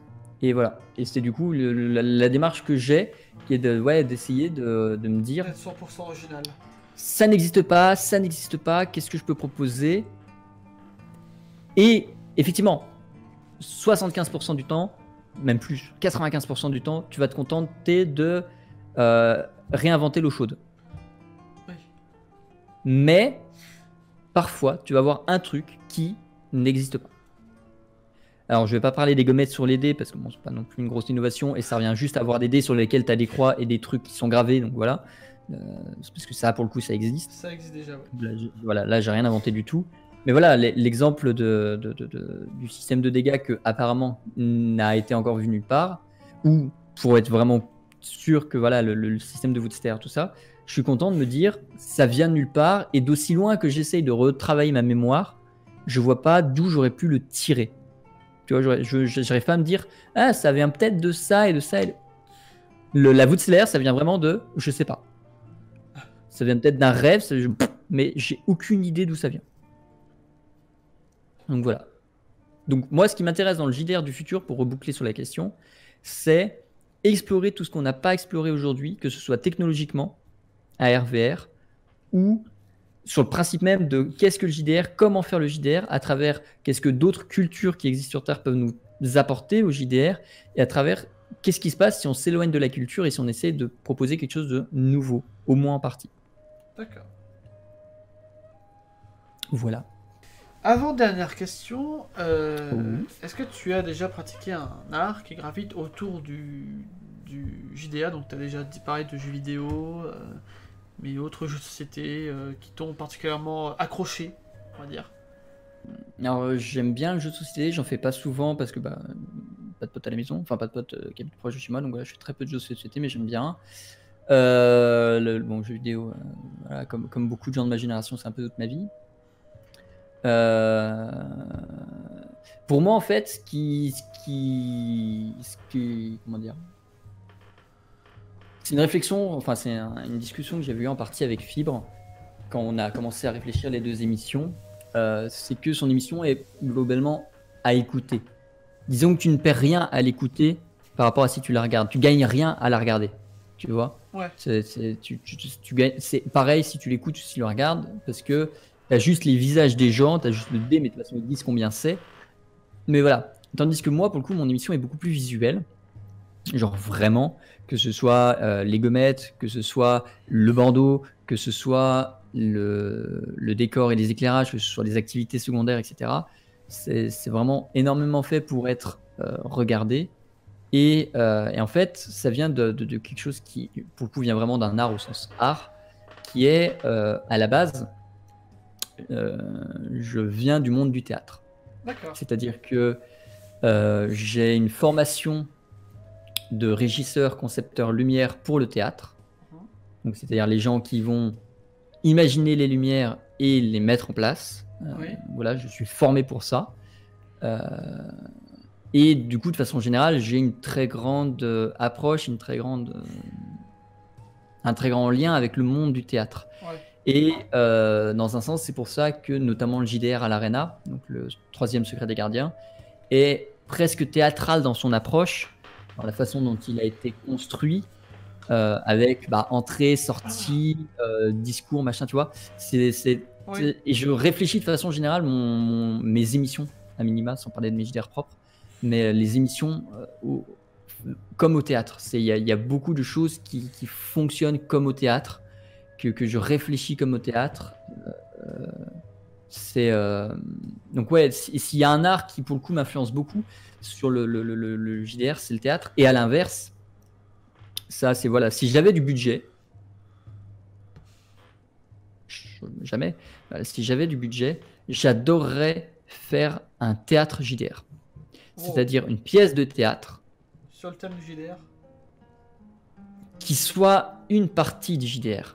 Et une vraie, donc pas simulée. Oui. Okay, voilà, l'idée, en gros, ce serait de faire Roll the Dice, mais dans une salle de théâtre, avec des costumes, avec des décors, avec évidemment de la lumière, avec du son, avec des figurants s'il y en a besoin, avec, tu vois, avec le truc de... C'est un projet qui est super compliqué, parce que le principe même d'une pièce de théâtre, c'est de dire, tu as une pièce, elle est carrée, et tu la répètes juste chaque soir, et c'est une partition de musique que tu joues. Tandis que là, tu proposes ça, c'est de dire, ok, à chaque séance, on a besoin de figurants différents, de costumes différents, de lumières différentes. Je sais pas ce qui va arriver au bout de 1h30. Voilà, mais c'est vraiment quelque chose que je kifferais faire, même si c'est un one-shot, tu vois, genre typiquement. Exemple, on sait que beaucoup de choses de Webedia finissent en show barrière. En show barrière, tu sais, genre le Wonky show barrière, le stream show barrière, le Domingo show barrière, etc. Ce serait un kiff intense de proposer un roll the dice barrière. Ce sera jamais le cas parce que ils ont aucun intérêt à nous faire venir chez Barrière. Mais ce serait un kiff intense de proposer un JDR barrière parce que pour le coup, ce serait vraiment un mélange entre théâtre et jeu de rôle. Il y aurait vraiment tous les aspects du théâtre qui pourraient être explorés, de la lumière, du plateau, du son, de l'interaction avec le public, vraiment physiquement, tu vois. Voilà. Pour moi, le théâtre, c'est vraiment quelque chose qui, et pour le coup, vraiment le théâtre d'impro, c'est vraiment quelque chose qui a beaucoup à voir avec le JDR. Ouais, surtout le théâtre d'impro. De ouf.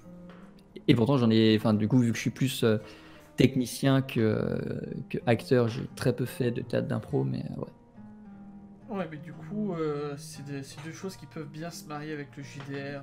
Carrément. Surtout au niveau de l'artistique. Carrément. Et de toute façon, c'est plus ou moins ce que je retransmets à travers Roll the Dice aussi. Voilà. Peut-être bonus juste avant la dernière. Vas-y. As-tu une phrase qui résume toute ton aventure rôlistique? Une phrase, un mot, une épitaphe. Yes. En vrai, j'aime bien l'idée de l'épitaphe dans le sens où, genre, si je mourais et que je devais résumer toute mon expérience. Non, en vrai, j'aime bien l'image de l'épitaphe. Attends. Parce que du coup, oui. Faut juste que je trouve comment la formuler. Vas-y. Il vaut mieux involontairement faire mal que volontairement faire mal. C'est-à-dire que mon passif de JDR, que ce soit en tant que joueur, en tant que MJ, en tant que spectateur, voilà, ça a toujours été une suite continuelle de je propose quelque chose, ça marche ou ça échoue, et je m'adapte en conséquence. C'est corriger ces erreurs dès qu'on les voit, faire en sorte qu'elles ne surviennent plus dans sa façon de me jeter, ou dans sa façon de jouer, ou dans ce qu'on peut proposer. Voilà, je trouve qu'il y a quelque chose un peu sensible dans le JDR, en mode les joueurs peuvent facilement s'impliquer, voire trop s'impliquer. Enfin, il y a beaucoup de choses qui peuvent tourner autour de ça. Et du coup, c'est tellement quelque chose auquel il faut faire gaffe que ne pas y faire gaffe, c'est un peu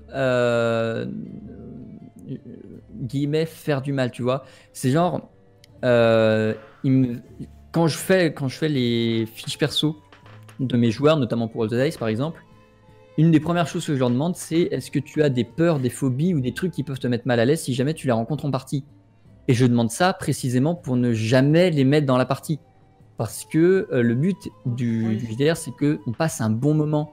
Et j'ai eu des échos d'histoires de MJ qui ont fait du mal à leurs joueurs parce que, volontairement ou pas, ils ont proposé quelque chose qui faisait du mal Alors joueur, c'est-à-dire, je vais donner des exemples extrêmes, mais tu mets une victime de viol face à un prédateur sexuel en JDR, c'est zéro agréable à aucun moment, tu vois.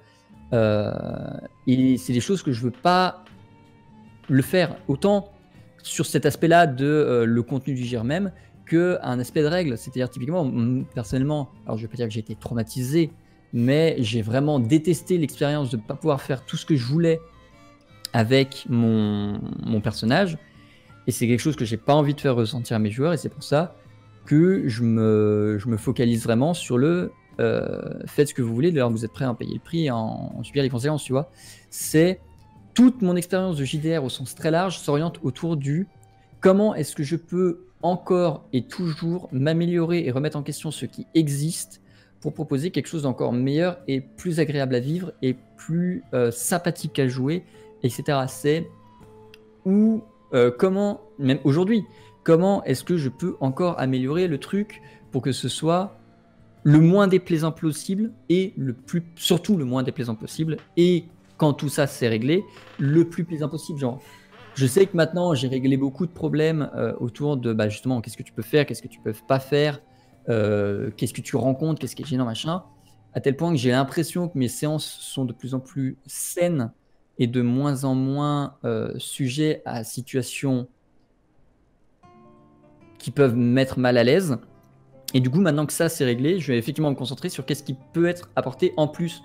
Notamment, et j'en ai déjà parlé, le fait que mes descriptions sont souvent très épurées. Et qu'effectivement, il faut que j'approfondisse un peu ce travail-là. Mais du coup, pour moi, le JDR et le JDR tel que je le fais, c'est vraiment un travail constant de qu'est-ce que je peux améliorer, comment je peux l'améliorer, et une fois que c'est amélioré, qu'est-ce que je peux améliorer d'autre, est-ce que ça induit des trucs, est-ce que machin, jusqu'à avoir quelque chose de vraiment merveilleux pour tout le monde, autant pour moi que pour les joueurs, de trucs qui plaisent à tout le monde, qui n'est pas la moindre tache noire quelque part à un moment donné, et encore plus sur les émissions, parce qu'il y a les viewers derrière, ce qui fait que ça fait un point de plus à prendre en compte, c'est parce que effectivement, nous autour de la table, on peut s'amuser, mais si les viewers derrière s'emmerdent parce qu'effectivement, ils ont passé 40 ans à parler à Million, c'est chiant. Donc voilà, comment est-ce que je peux toujours améliorer ce que je propose? Et donc ouais, la phrase qui résume bien ça, c'est le plus important, c'est pas, enfin le plus grave, c'est pas de faire du mal, c'est de continuer à faire du mal, entre guillemets, consciemment. C'est-à-dire, tu sais que c'est pas forcément bien, mais t'as la flemme de changer, ou t'as la flemme de t'adapter, ou machin. Non, remets-toi en question, fais des efforts, bouge, change, fais en sorte que ce soit idéal pour tout le monde. Voilà. Et du coup, on va passer à la dernière question. L'ultime question, la mystérieuse. Qu'est-ce que le JDR t'a apporté dans ta vie, au sens large? Si on regarde ma vie aujourd'hui, je vais dire tout.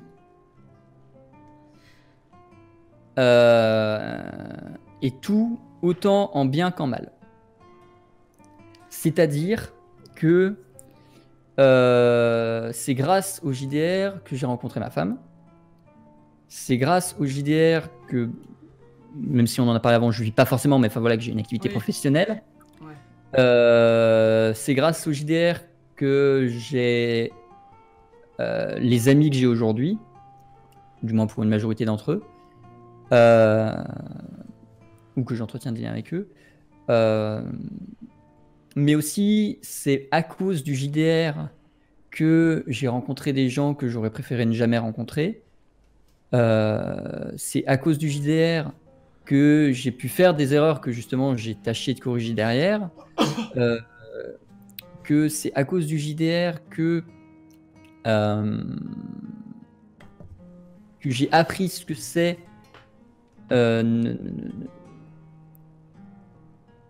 comment dire, en fait c'est à cause du JDR que pendant une bonne partie de ma vie j'ai pas cherché à m'accrocher à la vie réelle parce que j'étais trop dans justement le monde cyberpunk, tout ça, tu vois. Ça m'a apporté beaucoup de bien parce que ça fait tout ce que je suis aujourd'hui et je me sens bien, tu vois, genre mais ça a engendré des périodes où j'étais pas bien quand j'étais pas dans mon monde virtuel parce que j'étais plus dans le monde virtuel que dans le monde réel, tu vois, enfin dans le monde imaginaire, disons, que dans le monde réel, Ça m'a pas amené du bien parce que du coup, forcément, du coup, je l'ai dit, j'étais amené à rencontrer des gens qui n'étaient pas forcément bienveillants. Et d'où aussi me sont venus tous les trucs de bienveillance que j'ai dit avant dans l'interview, tu vois. Ça vient aussi du fait que j'ai rencontré des gens qui n'étaient pas forcément bienveillants et que c'est pas agréable de tomber face à ces personnes et que j'ai pas envie d'être quelqu'un de malveillant ou même de pas volontairement malveillant. Donc c'est pour ça que je fais toujours le plus possible pour essayer d'être le plus bienveillant possible à travers les parties aussi, parce que voilà, ça fait partie de la vie. Mais ouais, le JDR a fait une très large partie, une très grosse partie de ce que je suis aujourd'hui. C'est-à-dire qu'aujourd'hui, je suis composé de théâtre, de JDR. Et tout découle de ces deux trucs. Soit c'est des gens que j'ai rencontrés par le théâtre, soit c'est des gens que j'ai rencontrés par le JDR. Tout découle de ça aujourd'hui. C'est-à-dire que les amis que j'ai aujourd'hui découlent soit parce que des gens que j'ai connus au théâtre, soit parce que des gens que j'ai connus au JDR. Et tout vient de là. Genre, l'exemple clé, c'est le stream. Si prenons un lien de causalité le plus lointain, on va partir de KO, donc qui est la personne que je connais depuis le plus récemment chez le stream. KO, je l'ai connu du coup grâce à Roll the Dice. Roll the Dice qui existe grâce au Secret des Gardiens. Le Secret des Gardiens qui existe grâce à Max. Max que je connais parce que quelqu'un de ma... Parce qu'un pote de ma femme m'a dit que Max cherchait un MJ, donc j'ai contacté Max, donc c'est grâce à ce pote que je connais grâce à ma femme que je connais grâce à une amie commune que j'ai connue grâce à et ainsi de suite, ainsi de suite, et ainsi de suite, tu vois. C'est tout est lié ou au jeu de rôle ou au théâtre dans ma vie. Donc, qu'est-ce que le JDR pour moi aujourd'hui? On va dire 75% de tout ce que je suis aujourd'hui, dans mes relations, dans mes capacités, dans mes aptitudes professionnelles, dans mes loisirs, dans mes... Je suis le JDR. Non, pas du tout. Non, mais tu vois, c'est vraiment, ça représente beaucoup pour moi aujourd'hui parce que tu m'enlèves le JDR, tu m'enlèves le théâtre et tu m'enlèves tout ce que ça m'a apporté. Il me reste pas grand chose. Tu es un humain. Ah ouais, je suis un humain vide, hein. Je suis vraiment une carcasse. Non, c'est vraiment ça. Ouais, tu m'enlèves le théâtre, tu m'enlèves le JDR, il reste, et tout ce que ça m'a apporté, il me reste plus grand chose parce que du coup, il me reste mes parents, voilà, il me reste ma famille, ouais. Parce que ça m'enlève ma femme, ça m'enlève tous mes amis, sauf 3, comptés sur le doigt de la main, vraiment. Donc tout.